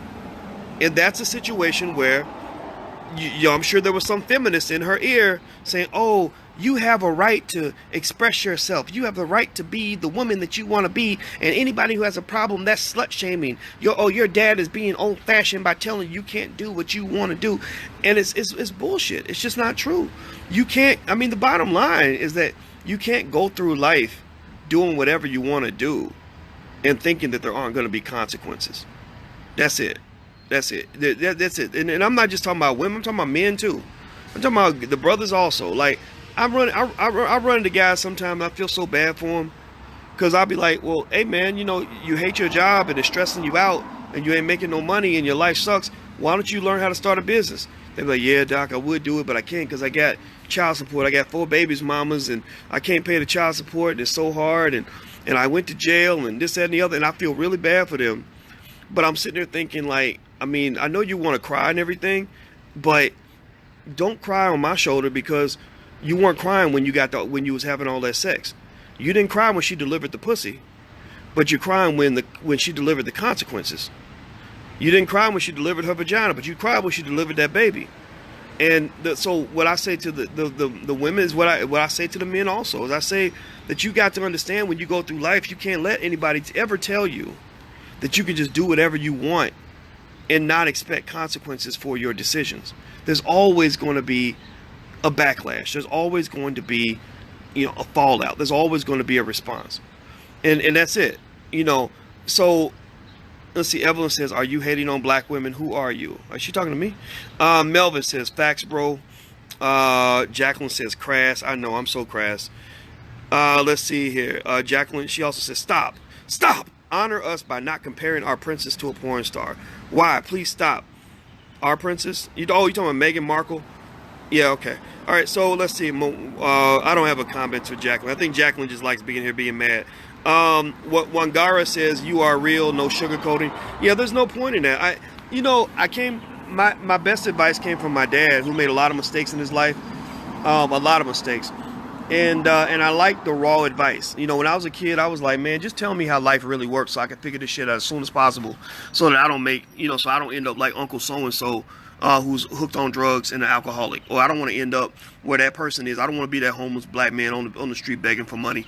I don't want to be that guy that's got child support that he can't pay. I don't want to be that guy who is broke and unemployed. I don't want to be that guy who is in jail. I don't want to be that guy who's struggling from, because white supremacy got his foot on his neck. I don't want to be that guy who can't take care of his kids because he hooked on crack and heroin. I don't want to be that guy who can't say no to a liquor bottle. So my daddy gave me the real, and I like that. And that's what I think.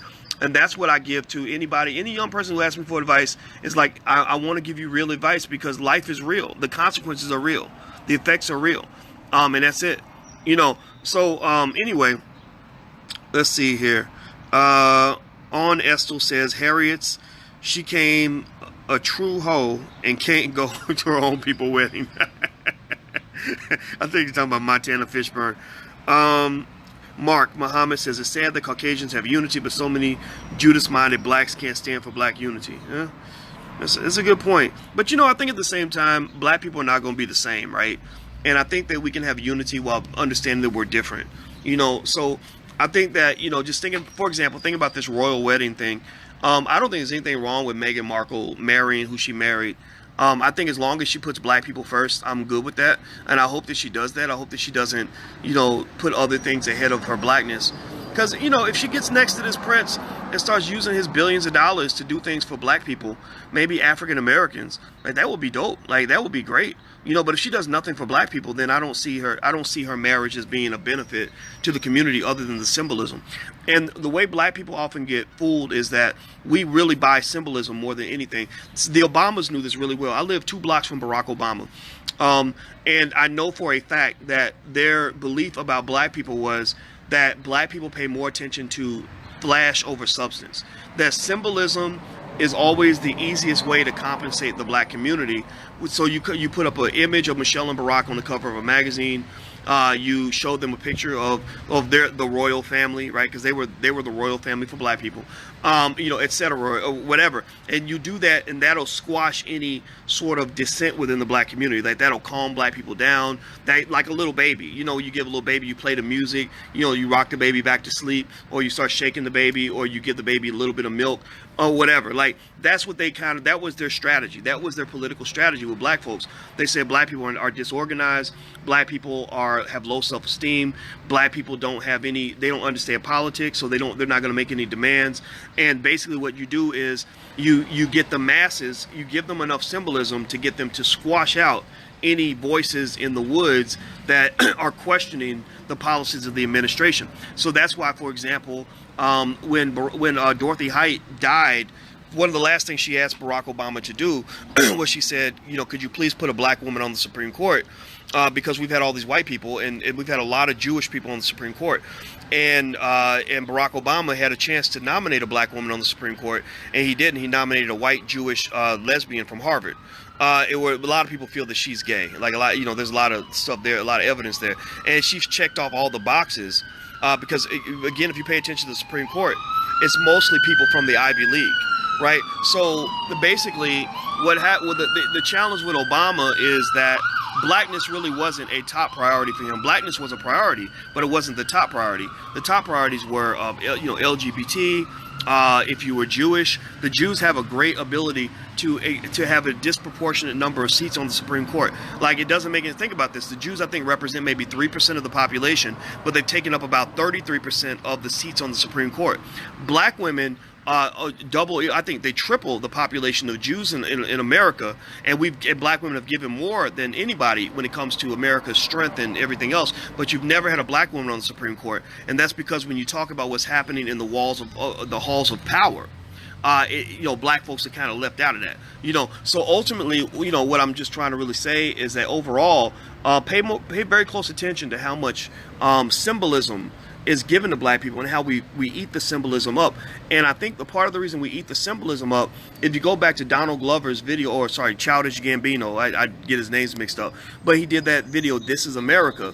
My interpretation of Donald Glover's video was, he's like, this is America. They're going to kill you. They're going to do all these crazy things to you.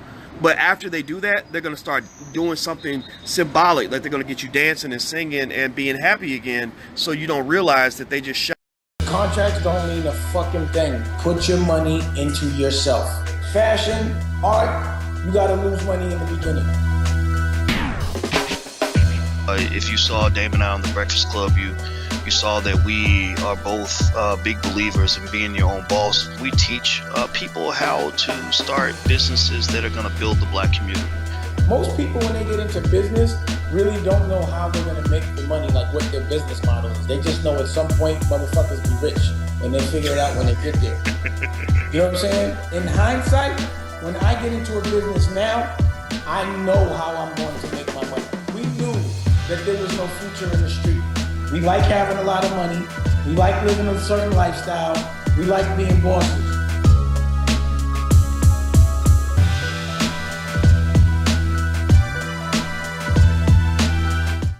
Your loved one in the back of the head, or that they just gunned down a black choir down in South Carolina, you know, because you're paying attention to the party. You're not paying attention to the purpose. You're not paying attention to the politics. You're paying attention to the party. That's why you look on the internet, and the best way to get a video to go viral is to show a bunch of black kids dancing. Like, if black people are dancing really well, the dance video will go super viral.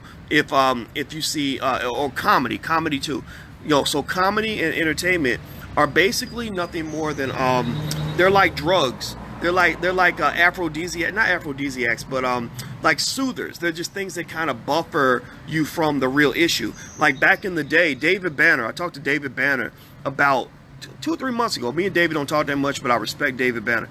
And he called me on the phone, and one of the things he said to me that was really interesting. He said, "Doc," he said, "I was researching like ancient kingdoms, and one of the things a lot of these kingdoms did was whenever there was a serious political issue going on, they would always bring in the court jester to laugh and dance and sing and tell jokes to distract people from the real issue, right? They always brought in the entertainers to keep you unfocused on what was really happening behind the scenes.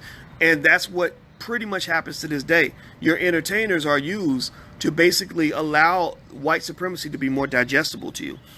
You like that stuff. So the symbolism, you know, it brings you into a fairy tale world that allows you to forget for a moment what it's like to be black. No different from a heroin addict sticking that needle in his arm. And when he sticks that needle in his arm, you know, all his problems go away until he wakes up and he needs another high, right? So let me see here. Irene says, as soon as black people are in the face of the masses, blacks place a huge expectation on them. That's a bit rich to expect that Barack ushered rights over black rights. Yeah, I don't think that any black person expected Barack Obama to put black people first. My God, why would anybody ever do that, right? But I think that people expected him to make sure blackness was on the agenda, right? I think that's probably what the issue. That's what I've heard from people in terms of their concerns, is that, you know, they didn't feel like he did much of anything for black people, you know, and so, but he did a lot for the gay community. That's why Newsweek named him the first gay president. Go look at Newsweek. Go look it up on Google. Newsweek literally named Barack Obama the first gay president. And I read that and I was like, are they trying to tell us something? Like, is this a secret way of them trying to get, you know, are they trying to get him out of the closet? Like, are they insinuating that he's gay? Like, why would you call a man the first gay president? They literally called him the first gay president on the cover of Newsweek magazine. I was like, why would you call him the first gay president if he's not gay? You know, if you call me the first gay president, I'd be very upset because I'm not gay. You know, so I just thought that was really interesting. So let me see here. Lisa, we don't use our money in the political arena. Let's see here. Lincoln says, racist toward black people, this fool. All right. Brenda, this is his truth, not mine. But what about the Christian truth? He is speaking on his own truth and lies, crazy, and religious beliefs. Wow. I think I attracted some real crazy motherfuckers today. Let's see. Lincoln says, bald-headed fool. Yeah, bald-headed fool. Well, why don't you go make you some buttered biscuits, Lincoln? I'm sure Massive would like to have some. Thomas Hoyt, This Is America shows what's really going on. Roy Kelly, sorry black people don't even do anything for black people. We will hold each other down in a minute. I think there are black people who do that, but I wouldn't put that on every black person. I think there's a lot of black people who really love black people, love the community. I see so much greatness and love when I go to, you know, different cities. And I want to make sure we just know about that, you know, and those who are in that category, just know you're not by yourself. There are lots of black folks who think the same way. Let's see. Ava says lots of black men are wearing dresses. They can't man up. That is so true. Yeah, when they got your men in a dress, that's pretty much a way to oppress you, because if your men can't fight, then you have no defense. So that's why the police can come in and take away your son and murder your family, whatever they want to do, because you ain't got no real men in your communities with guns protecting your families. Prince Harry's bride has a little melanin in her, says Sonora. Yes, she does. Sarita, the royal wedding is a part of that entertainment to keep us distracted. Yeah, it is. I mean, but it's not just for black people. I mean, that's what they do to all the British people. There are British people that openly protest the existence of the royal family. They're like, what's the point? Like, you're taking resources from poor people. You know, you're sitting up here and you're acting like you're better than everybody else and you're not doing anything. Like, there are people in Britain, white people, who can't stand the royal family for that reason.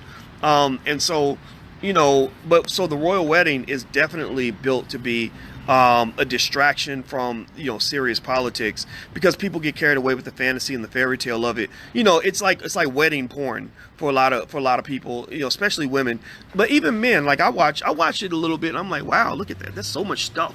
There's so many people, so many horses and famous people, and I wonder how much that costs. Like, you know, it's a spectacle. It's very interesting to watch. I don't have any fault with people. I'm not making fun of anybody who you know, anybody who watched the wedding. I'm not making fun of you at all. I think it's fine to watch as long as you know it's entertainment. Let's see here. Ranisha, some of y'all prove that y'all can't handle a healthy conversation, can't handle speaking to others or listening to others who don't fully agree with your lifestyle or beliefs. Well, you know what I figured out, Ranisha, honestly, is not everybody is as intelligent as everybody else. Not, you know, people have different personalities and they have different levels of intelligence. So some people can't process a complex reality. They can't process a complex solution. And I had to learn this honestly and admit this, because I used to think everybody could figure certain things out. I'd be like, well, why can't everybody start a business? Or why can't everybody, you know, do whatever? And why are some people waiting for me to tell them what to do? Well, it's honestly because some people don't really they've never been trained to think for themselves, or they've never been trained, or their minds aren't developed enough to be able to really process complex ideas. So they kind of let certain people process it for them and give them a simple solution. So they kind of like that, you know. And I don't agree with that entirely, in the sense that I want everybody to be empowered. Like, I want everybody making their own decisions. I don't care if you agree with me. That doesn't matter. I mean, don't let me think for you. You think for yourself. But not everybody's ready for that. Some people are like, okay, boys, tell us what to think. Tell us what, you know. And I'll be like, okay, well, if you want me to tell you what to think, I can do that. But I really want you to practice thinking for yourself, too. So I think the other thing, too, is that I gain more. If I have a choice between talking to somebody who agrees with everything I say versus somebody who disagrees with me, I would rather talk to the person who disagrees with me. Because the person who disagrees with you can give you an insight and a perspective that adds to your own. That's how you grow. If you have, you know, if I have a restaurant that's filled with cherry pies, and I've already got enough cherry pies to sell cherry pie all day long, and somebody's like, I got more cherry pies for you, I'm gonna be like, no, I can't even sell the ones I got too many. And somebody else comes along and says, no, I got apple pies. I'll be like, okay, bring your apple pies in here. Now we got apple and we got cherry, right? And apple does not have to fight against cherry. We don't have to argue over which pie tastes better. We argue over the fact that some people want apple, some people want cherry. We got all bases covered now. We good. We're better together than we are apart. So ultimately, when you sit down with that person who doesn't agree with you, you're sitting down with that auntie who voted for Donald Trump that you don't understand, or you're talking to, you know, this person who might seem like a coon to you because they have a whole different perspective on America than you do, just listen to them. Just listen and learn. People do so much goddamn talking, they don't spend any time listening. They spend no time learning. And if you ever want to be a complete fool, then spend all your time talking and no time listening. If you want to be stupid, if you want to look like a jackass, then go through life believing that your perspective is the right one and that there is no other point of view. If you ever want to look dumb, if you ever want to be vulnerable, if you ever want to fall into a death trap, then go around telling the world that your point of view is right and that nobody else can be correct. That's the way to make yourself look like a complete dumbass. So let me see here. All right. Let's see. Janae says, I'm not interested in the royal wedding. Okay, interesting. Tamara says, some of you are really psycho. What this man is saying is truth. People want to be open to just being a mess. It's easy to be a mess. Y'all need to wake up and listen. Yeah, we got a lot of people out here that's a mess, right? It's okay though. It ain't like anybody can like beat you up from Facebook. Let's see. Demay says, I did what it with it because it's a fairy tale and I live in the real world. Okay, yeah, it wasn't. I mean, and there's nothing wrong with watching a fairy tale. LaShonda says Jesus is bread and circuses. Okay, I don't know what that means exactly. I'm sorry. Kevin Tillman, was it that important that it had to be on TV? Well, I mean, if a lot of people find the royal wedding interesting, I don't see it being a problem putting it on TV, because TV's built around business and ratings. They make money by having as many viewers as possible. So, you know, I mean, if you got this thing that's going to happen, this spectacle, this symbolism, and everybody wants to see it, why not put it on TV? I don't think there's anything wrong with that. Let's see. Jimmy says we need to get our culture back, and we can feed, shelter, and police our own communities. That's so true. Let's see. Brenda says you must care because you're still on Facebook talking trash. I don't know if she's talking to me. I think she's talking to somebody else. Because I didn't say I didn't care about the royal wedding. Obviously, if I didn't care, I wouldn't be talking about it, would I? Sabrina, how about they just respectfully disagree? That's so true. I think we got to learn how to do that. I don't think people do that anymore. Well, the thing is, you live in a world that's designed to be divided. And I don't know if y'all know this. Did y'all remember? Anybody look up the statistics behind that Russian, where they were buying Facebook ads in Russia to control the election? Did you know this? That they found out that the majority of the ads in that Russian Facebook scandal where they were trying to control the election, the majority of the ads were designed to provoke black people and to get black people mad. Did you know that? Like, literally, the reason they did it, if I were them, what I'd be thinking is, yeah, I'm gonna make black people really mad because black people are so emotional that you can trigger them very easily. They're emotional and insecure. So if we just hang up a noose, ain't even got no neck in the noose. If we just show a picture of a noose, black people be on Instagram wasting all their valuable time getting mad about this noose. You know, or if some white man is seen on Facebook saying something racist, we'll make it go viral and everybody will be talking about it. Like, look at this racist white man. Yeah, you son of a bitch, blah, blah, blah, blah. And I noticed, I paid attention to this. I peeped this. I said, it's so fascinating that I can get 10 million black people distracted by showing them what one racist idiot had to say in Virginia. But white people don't give a fuck what we think about them. White people do not waste their valuable time like getting mad because they think black people don't like them. They don't. They're busy like building rocket ships and running the world, and they're like, oh, the Negroes don't like us. Well, of course they don't. They don't like anybody. Pass me the butter, Brad. Like, you know what I mean? Like, they don't give a shit. They don't care what you think. They ain't paying attention to you. They ain't sitting around wasting time they could be spending with their kids trying to get mad because of what you said about them on Twitter. Oh, you got Twitter fingers and you mad, so you think you're gonna tweet white supremacy to death, right? Like, no, seriously. I think for black people, really, I think that mature black folks, if y'all listening right now, some of y'all in here, if there's 1,000 people watching, I assume at least half of us got some goddamn sense. If you're a mature black person, what I want to challenge you to do is this. The next time some white person says something about black people, see if you can not respond at all. See if you can go and actually do something relevant with your life. See if you can spend more time building than you spend bitching. That's the key. That's the key to say. That's the difference. That's the difference maker. Building over bitching. You got those who bitch, who spend their time bitching all day, and then you got those who spend their time building all day. Because I'm going to tell you, what I learned is that the more time you spend building, the less time you have to spend bitching. In my life, I spent most of my time focused on building my business. I spent most of my time focused on educating myself and reading books. I spent most of my time doing my best by my family, loving my daughter, loving my woman, loving my mama, loving my siblings, being the best, family member I could be. I spent most of my time building. The more time I spent building, the less time I had to spend bitching. Why? Well, because I don't work for white people anymore, because I built a business and I got an education.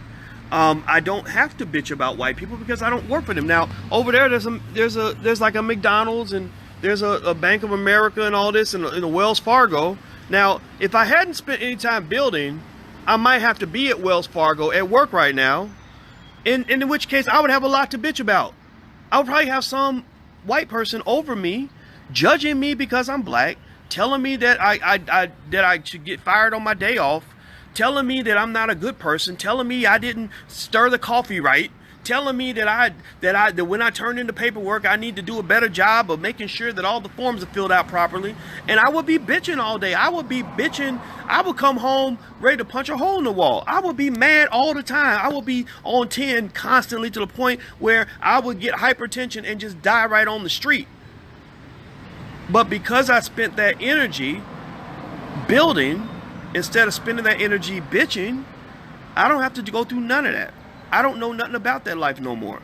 I was in that life and I said, I'm gonna get out of this life. Like almost like somebody saying, I'm in the trap right now. I'm slanging dope on the corner of the trap. Jay Morrison, my man. Jay Morrison said, I was in the trap. I was slinging. I said, I got to get out of this life. So Jay gave away his last bag of crack. He gave away his trap phone or whatever he called it. And he said, I'm gonna go in this real estate thing. I'm gonna get out of this life. So some of y'all got to get out the trap. You know, seriously, like, because when you're in the trap, then yeah, you got a lot to bitch about. You got a lot to be stressed out about. So I think that for us as a community, my campaign is that we should do more building, less bitching. I think all that bitching does nothing except drive up your blood pressure.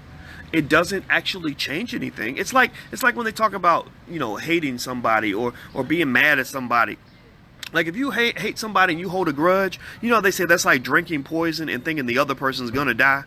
Well, when you're spending all your time bitching, that's like really, some of us really believe that if we're bitching long enough, that's really going to change a situation. That's really gonna cause them to suddenly realize that white people ain't good to us. So let that go, man. Seriously. I mean, I'm gonna tell you like this. A boss ain't got to really bitch about what other people are doing. Like, if you really become a boss, you ain't really bitching. You spend more time laughing. You're like, oh, yeah, I'm sure they mad because I went in there and I took that shit, right?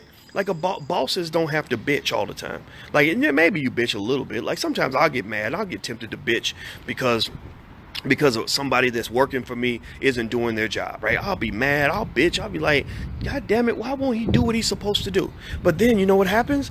I wake up and say, wait a minute, I'm the boss.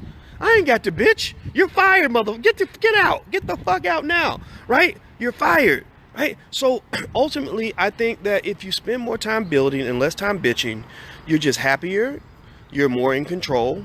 I think white people they control your emotions like puppet strings. Like they literally are like, oh, if we want to make black people mad, all we got to do is say this.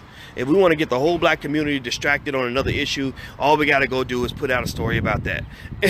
And we fall for it hook, line, and sinker. So less bitching, more building. Like build, do something with your family, man. Like seriously, like do you really care what some white man, like this attorney, there's this lawyer, Aaron Schlossberger or whatever his name was, out of New York. Y'all seen that? Where everybody's like talking about this racist attorney. And what's fascinating to me is I was like, oh, he's racist. What did he say about black people? He didn't say nothing about black people. He just bitches because he went into a restaurant and the people were speaking Spanish to him and he feels like they should speak English. I'm like, well, that ain't got nothing to do with me. I don't speak Spanish. And then I was like, well, shit, you know, to be honest with you, when I go to a place, if they don't understand English, I get kind of mad too. I wouldn't rant like him because I think that's kind of crazy. But I get a little annoyed. I'll be like, well, wait, I thought it was in the U.S. Like, can't somebody speak English? Because I need somebody to take my order, right? Like, seriously, like, but everybody was talking about this racist attorney, and everybody's all up in arms over this racist attorney. So what if somebody showed up at his house and shot him down and he was gone tomorrow? What's that going to change about your life? What's that going to change about racism? Is racism going to go away because one man is gone? Or are we wasting our time bitching about something that really doesn't matter that much? And also the other thing too is, again, black folks, they've taken that term, that term racism is applied to damn near anything now. And black people kind of get left behind in these conversations. Like I'm sorry, I'm not going to assume that you must hate black people just because you believe that we should have stricter immigration policy. That has nothing to do with me. I'm not from another country. I'm from this country. I own this country because I built this country with my ancestors. So no, you wanting stricter immigration policy and not wanting people to come across the border from Mexico does not mean to me that you hate black people. You got to, now if you say I don't want people to come across the border from the south side of Chicago to the north side, then that's a problem, because black people live on the south side of Chicago, and that's where my love is at. That's where my heart is at, right? So it's like, no, you're racist. Like, fuck you, I'm gonna kick your ass, right? So yeah, that's a problem. But if you tell me you don't want people coming from Mexico, I might not agree with you. I might be like, well, I know Mexican people are pretty cool, but I'm not going to be like, oh, you must hate black people too. You're a racist, sir. You, sir, are as bad as the KKK. No, you're just a person who believes in stricter immigration policy, and it doesn't align with my point of view, and that means that we can still be friends and have lunch. It just means that we may not agree on immigration policy, and that's all there is to it. The thing is, that again, the extreme emotional manipulation of black people dictates that basically they'll take any issue and they wrap it back in somehow to pull black people into the discussion, because they love the idea that they can take what was done to you and the justice that was provided to you, the minimal amount of justice, where being a racist was a bad thing, and they can apply it to pretty much anything. So then they can say, well, if you're anti-feminist, then that's as bad as being a racist. No, it's not. It's not the same thing. Well, if you don't believe in open immigration policy, then you're as bad as the Ku Klux Klan. No, you're not. The Ku Klux Klan used to chase black people down and break into their houses in the middle of the night and hang them from trees in front of their families and cut their balls off and put their balls in their mouths and then burn their bodies alive. So that's not the same. I know, white woman, you're upset because he squeezed your booty at work, and that's bad. I feel bad for you, but that's not the same as the Klan. That's not the same as racism. Stop putting us in the same bucket, because when white women get in y'all's bucket, they take up the whole bucket. Like when white women started jumping in on affirmative action, shit, we can't get a job now. Like, a lot of y'all can't get a job. Seriously, like, y'all go apply and they're like, oh, sorry Taekwon, we've already fulfilled our affirmative action quota. Look at all the women we have. When I was at Syracuse University, that's what they did. That was a bullshit they pulled in. I said, do you know that you have that over half of your academic departments have never promoted an African-American person in 100 years of existence? They've never given a promotion to a black man or a black woman. And you know what they came back with? They literally came back with statistics on every non-black person that they had, or some non-white person, every non-white person they had on that campus. They came back and said, no, we're very diverse. Well, this is the percentage of people of color we have. I said, no. I said, black and African American. I said, you have no African Americans that you've ever given. And that's what they did. They basically said, we don't want to fuck with black people. We don't want to fuck with niggers. We don't want to fuck with African Americans. We hate African Americans. We'll fuck with a Asian. We'll fuck with a white woman. We'll fuck with a Latino person. We'll even fuck with an African. But we will not fuck with African Americans because we think y'all's asses are trifling. We hate y'all. We can't stand y'all. And why do we hate you? We don't even know why we hate you. We just know that we magically woke up one day and just realized that we have a very low opinion of the African American community. And they don't understand that that's come from hundreds of years of conditioning. Hundreds of years of conditioning. How can somebody hate you that much when they don't even know you? How can media portray you in such a way that is so degrading, dastardly, and embarrassing that when you walk in there and even apply for the job, before you apply for the job, they're already thinking that this is not a person who's going to be a fit for our company. Every time you go and you try to, you're on trial in front of an all-white jury, they've already got a bunch of images in their head that tell them that this African-American boy's life is not as valuable as a white boy's life, right? So being African-American comes with a lot of insane baggage. And that's his baggage that is not carried by Nigerians. It's not carried by Mexicans. It's not carried by white women. It's not carried by anybody. It's carried uniquely by you. You go to other parts of the world and you ask people, what do you really think about the African American community? They'll be like, yo, what's up, my nigga? I love that rapper so-and-so, right? It'd be some rapper, some crazy rapper with tattoos on his face doing mumble rap and who's talking about beating women and drinking liquor and getting high and having sex with everything that moves, right? That's what they see. That's what they really see when they look at you. They look at African Americans, especially African American men, but African American women too. Y'all get it too. But those stereotypes are heavy on African American people. In fact, the Black Panther as a film, pay attention now, the Africans were the good people They were the enlightened people. The African-American Killmonger was the damaged, crazy son of a bitch. That was the one who brought nothing less than complete toxic energy into the environment.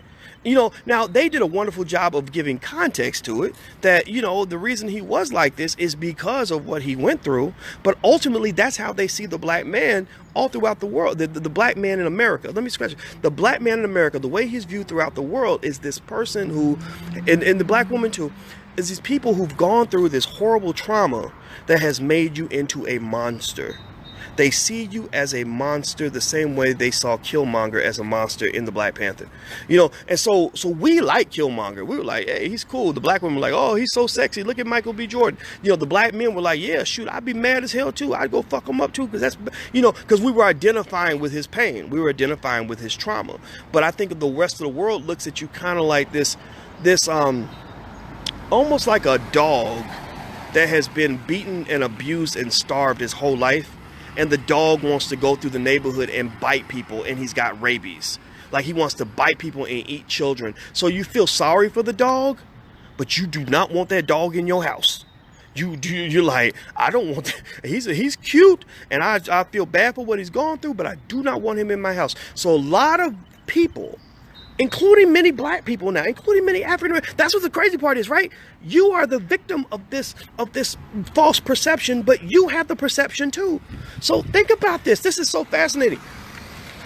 We are not only seen as the dog that nobody wants in their house, but we don't even want other African Americans in our own house. There are African American people who are scared of African American people. How crazy is that?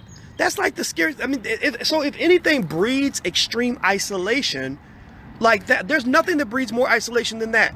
Not only are you repelled and rejected by the world, but you are repelled and rejected from each other. So you're like a bunch of, imagine molecules. I think molecules have that, where they have these little forces around them, right? So imagine little molecules or little balls. Let's say every person's like a little ball, and you got the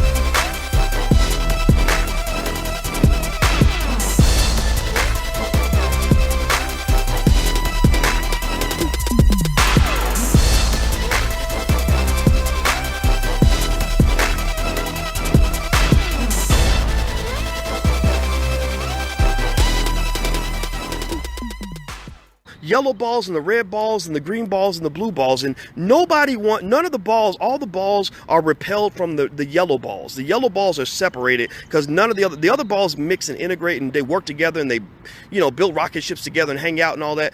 But so they're integrated, but then they all repel from the yellow balls, and then the yellow balls all repel from each other. So everybody is alone. So sometimes there's nothing that makes you feel lonelier than being an African in America, than to be an African American person, to be a black person in this country. So I think that when you look at the uniqueness of that, of all of that, it kind of just speaks to the importance of us healing in every way. Healing in every way. I mean, why do you think there are white people who don't want their family members to marry an African American woman or African American man? Because again, that's what they see. They're like, those people are damaged. They're all a bunch of little killmongers, and they gonna come up in here and fuck everything up. You can't let them into the royal family in Wakanda or in England, because they're gonna come in here and they're gonna mess everything up. You know, why do you think, why do you think there are black people who say, I want to go marry a Prince Harry, or I want to go find my white man in shining armor? It's because they're like, I want to get away from that. I want to get away from other African American people, even though you're carrying the same DNA in you that the rest of us are carrying. You can't get away from who you are. You might think that you're better off because now you're in this other space, but then again, you're surrounded, you're isolated, you're still alone. You're just alone in a different area than you were before. But the fact of the matter is that you can't get away from who you are. You can't get away from your blackness, right? But there are black people who literally feel like, I've seen black men who say, I married a white woman because I had to get away from black women and their shit. I had a big argument with one of my friends like that, who said he had some money. He had a lot of education. He was making a little bit of money, and in his mind, he felt that black women were always out to get his money. And he was like, these old gold digging black women, all they want to do is get your money, get your money, get your money. And I just remember looking at him and thinking, man, like, you're really sick. Like, you're really gone. So you're going to take your mental illness and you're just going to take that mental illness and drop it on a white woman, you know, but you don't understand how sick you are, man. Like, this is not if you heard the words coming out of your mouth, like, are you kidding me? And there are black women like that. I had this horrible, atrocious girlfriend in college. And she was a terrible person. She was ugly as hell too. Anyway, but maybe I dated her because her name was the same as my mother's name. Her name was Robin. And so anyway, I was dating Robin, this ugly girl in college. And I remember when I was, check this out, pay attention. This is interesting. This is a real life story. So I was dating Robin. I don't know why I was dating her. I just, maybe I didn't have standards back then. But I remember that she was really fascinated with white people. Really fascinated with like anything that was going on with white people. Her favorite movie, pay attention, her favorite movie was this movie by Steve Martin called Father of the Bride. Father of the Bride. So she loved this movie because it was a fairy tale. It was like this, woman gets to get married. She looks like a princess, and she's married. She's being whisked away by this great man who's going to love her forever. And then her other favorite movie, her second favorite movie, was this movie called The Bodyguard with Whitney Houston, where Whitney Houston, if you recall, Whitney Houston dated Kevin Costner in that movie. She was with this, she got whisked away by this white man, right? Those were her two favorite movies. And so the writing's on the wall in terms of her psychological dysfunction. Now, I had my own shit, of course. We all do. Again, we're all African American. We all done been through some shit, so we all carrying shit. So she's the type of person she's probably orgasming right now over this royal wedding. She's watching this royal wedding, and she eventually married a white man. So she got whisked away into wherever happy place that white men take you when they marry you. And she's literally, I'm sure right now, wherever she is, she's watching this royal wedding and probably watching that shit on repeat, got the shit saved on the DVR, got pictures of it around the house, been waiting for it for the last month, probably held a little royal wedding party at her house. Like, that's the kind of thinking that she had. Now, pay attention. Like, here's where it gets good as well. When you look at her past, if you ask her, tell me about your father. Well, my mom was, when her mom got pregnant, her mom was a 19-year-old woman. She got impregnated by a 40-year-old married man, and who did not. What's up, brother? Oh, what's up, brother? How you doing? I'm talking to my friends on Facebook, so I hope you excuse me, but it's good to see you. What's your name, man? LT Wilson. LT. L. All right, nice to meet you, L. Same here, brother. Thanks for saying hi, man. I appreciate you. All right, black man. Have a good day. Hey, I'm a Moore, brother, but it's all love. All right, okay, bro. All right, brother Moore. That's right. We all same people. We brothers, man, but nationality is an important thing, man. Yes, sir. You know what I'm saying? It sure is, brother. Well, good talking to you, man. Same here, All right, bro. be safe. Be safe. Do the same. Thank you. You too. Sorry, when I'm out and about, sometimes people stop me, and I'm always appreciative. If you ever see me on the street, don't be scared to come up and say hi, because sometimes people will stare and they won't say nothing. Don't stare, just come over and say hi. Because I love hearing from the people that have our back. So thank you very much if you're in that category, and also thank you to the haters. Haters make you strong, by the way. So thank your haters also, because without your haters, without adversity, you don't learn how to be tough. So thank you to the haters as well. But I don't have a lot of haters. I don't, at least in my mind, I don't. I believe everybody either loves me now or y'all gonna love me later. So it just takes time. But anyway, so let's so here's the thing. So it's this horrible girlfriend I had in college, and she was ugly. I mean, she really. I got into an argument with this dude who said, your girl looks like looks like the bottom of a tire, and I remember being really mad, and I was ready to beat him up, and I probably was ready to beat him up because it was true. But anyway, so this ugly girl I dated in college, so she fantasized. Her favorite movies were The Bodyguard with Whitney Houston, where she's dating a white man.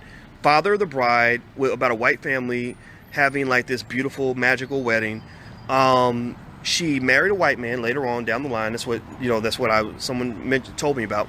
and she loves stuff like this. But when you ask her about her dad, her father was a 40-something-year-old married man who got her 19-year-old mother pregnant, and he was not there. The daddy was never around. And then there was another man that she thought was her father, and she hated him. She was very disappointed in him. She had nothing good to say about him. Whatever happened in that household wasn't good, and he was out of the household by the time she was 6 or 7. Keep paying attention. There's more data to this. She had 6 or 7 aunts. I remember she had 6 or 7 aunts who were all, 6 out of the 7, I believe, were all single black women who really didn't have good things to say about black men. I remember being at the house, and I was 19 at the time. I didn't know about all the all this political baggage that I understand now. I didn't understand any of this when I was 19. But I remember being there and kind of feeling like that being a man just made me a bad person until proven otherwise, right? Like they had really gone through some shit with men. They didn't have good things to say about men. And then all the men in her community. She grew up in the hood. She wouldn't grow up in no princess type environment. Like you would have thought the way she kind of sort of fluffed around on campus, you would have thought she grew up in fucking Beverly Hills or wherever. You know what I mean? Like Bel Air or something. No, she came from the straight hood. She came straight out the concrete. And in her hood, all the black men were struggling. All the black men were like just not doing well. And, and so ultimately, and then she had one uncle that she did admire, and that uncle was married to a white woman, right? I believe he was either married to a white woman or dating a white woman. And so you look at that, right? And you see that frame, and here's the frame of reference. Here's what's really going on here. What's happened is, in my opinion was that this black woman had grown up with such a negative portrayal, a negative perception of African American men. It was bad, it was dirty, it was like just this terrible place that she was dying to sort of move away and be in the middle of the fantasy, right? In her mind, being with a white man means suddenly I'm clean and pure. My life is what it's supposed to be. My life is comfortable and happy. I've got plenty of resources. I get to be the princess who's whisked away by this rich white man the same way Meghan Markle's being whisked away by Prince Harry. She's being taken away from all the bullshit that comes with being an African American woman, right? And so you can't tell me that was not a mental illness. You can't tell me that was not a person who made decisions in a specific way because she'd had certain experiences that came with being black. And I remember as a black man, it was tough. Like I was like her black experiment. Like I was literally her first black boyfriend up until that point. And I think I was her last black boyfriend. And you can't tell me that there's not something wrong with people who think like that. And there's men who think that way too. So it's not just women.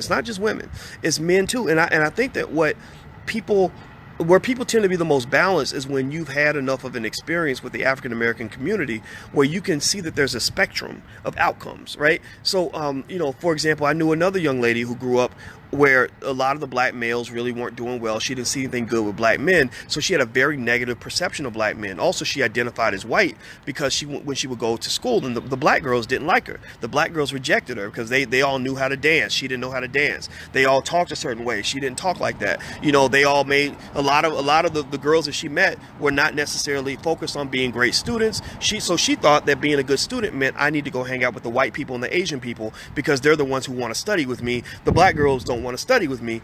And so, but what happened though was, fortunately, she went to a school, when she got to college, she met other black women who were doing well, who were from the hood, but really had a mindset that was going to lead them to success. They would all get together and study and work together and have a great time. And that helped her identify with her blackness because she learned that being black in America does not mean that you have to fit into a stereotype.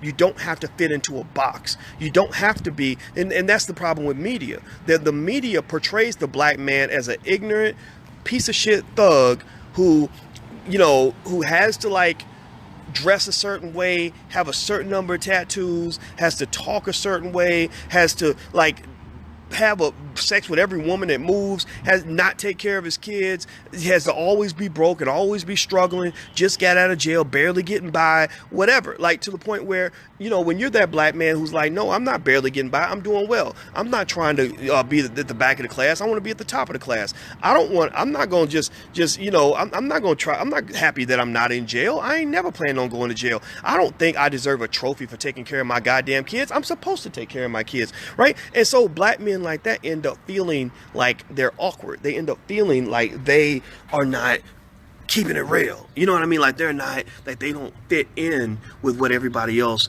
is expecting. And here's the problem too. Here's the issue though, that a lot of that is perpetuated by some black women too, who have a misperception of what it means to be a black man. You have a lot, how often do y'all see, I want y'all to tell me this, how often do y'all see a black woman who turns down a lot of really good black men because she feels like they're just lame?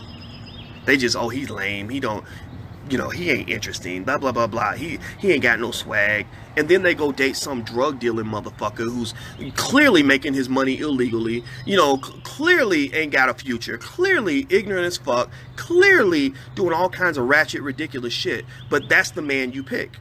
You know, I think about a woman I know like that. She never was interested. Beautiful woman. Could have had any man she wanted. She never wanted the guys that had the good jobs, that took care of their kids, that lived a normal life. She always chased after the thugs, the gangsters, the killers, and the drug dealers. And check it out. And then she's the first one to be sitting there, you know, at the family gatherings talking about, oh, these niggas ain't shit. You know, sitting there really talking about, oh, these black men, all they want is blah, blah, blah, blah. All they do is blah, blah, blah, blah. And I don't say nothing, but I'll be thinking, like, of course that's how all men behave, because look at the niggas you picking. Excuse my French, I know I'd use the N-word, I'm sorry. But see, I'll be like, well, look at the men that you hanging around with, of course. But that's the exact type of person, though, who would then go and marry somebody like a Prince Harry, or like Eve. I think Eve went off and married the rich guy somewhere. Janet Jackson married some rich billionaire. What is it? Serena Williams got her payday from her husband or whatever. And you'll hear them say something. I don't think it's not blatant, but you'll almost get this insinuation from, and maybe not from them. I'm not gonna put this on Eve or Serena or nobody, but you get the insinuation from some women that they're like, well, yeah, of course she went to that man. It's good for you, girl. You found a man who's gonna treat you the way you deserve to be treated. When there's a lot of men, a lot of black men who have treated them the same way. I know a lot of good black men who would have loved to have worshipped the ground Serena Williams walked on, who thought she was beautiful and amazing and would have treated her very well. But yet somehow people walk away with this conclusion that Serena had to pick a white man because black men treated her bad. No, maybe Serena was running around. I saw Serena twerking on YouTube not too long ago to a Drake song, and I thought that was interesting. I was like, oh, okay, well, I mean, you can twerk, that's all good. I mean, she's a good twerker and all of that, but it's just kind of like what kinds of dudes were you hanging with? What kinds of dudes were you picking? What kinds of black men were you picking? Real upstanding, strong black men, or were you hanging out with guys that ain't really about family, ain't really about loving a black woman, ain't really about nothing positive? You know, seriously, I don't know. Again, but I know she dated Common, and I don't know much about Common. I don't know if he's a good person or a bad person. I'm glad he dumped Angela Rye, because I know Angela Rye's an evil person. So it's good that he got rid of her. But he seems like a nice guy, though. But then again, maybe he wasn't ready to get married or whatever. But I still think that you know, it's okay to love who you want. I think that's probably the final conclusion on this, right? That, you know, if Meghan Markle loves his Prince or whatever, I think that's cool. I think that's great. I'm happy for both of them. But I think that, you know, I think we should be offended by this notion that somehow she's linking up with him because there's something so horrible about linking up with an African American man, and that somehow she got saved. No, she didn't get saved. She took a downgrade. She substituted some man with real money, with a lot of money, for a real man who may not have as much money. Because ain't nothing like, again, because of what's in our DNA, because of what we've gone through, because of who we are and how amazing and powerful we are. I mean, we survived the Middle Passage. We survived 400 years of slavery. There's something very special about African American people, where if you can get through the shit, you can really grow into something that the world has never seen. And I think that there's no substitute for the black man. There's no substitute for the black woman. And so for those of you who just are committed to that, committed to fighting through that, the reason you're committed is because you are the strongest. The reason you're committed is because you keep it 100. You stick, you understand what commitment really looks like. You know, those who decide, well, no, I'm going to go date a white person because black people ain't nice to me. Those are people who usually have a lot of shit to deal with, and they don't want to deal with their shit. So it's easier for them to just blame it on somebody else than it is for them to actually address what might be causing these crazy outcomes in your relationships. So I'm going to go join our social media platform if you want. We have one that's really great. You won't get put in Facebook jail.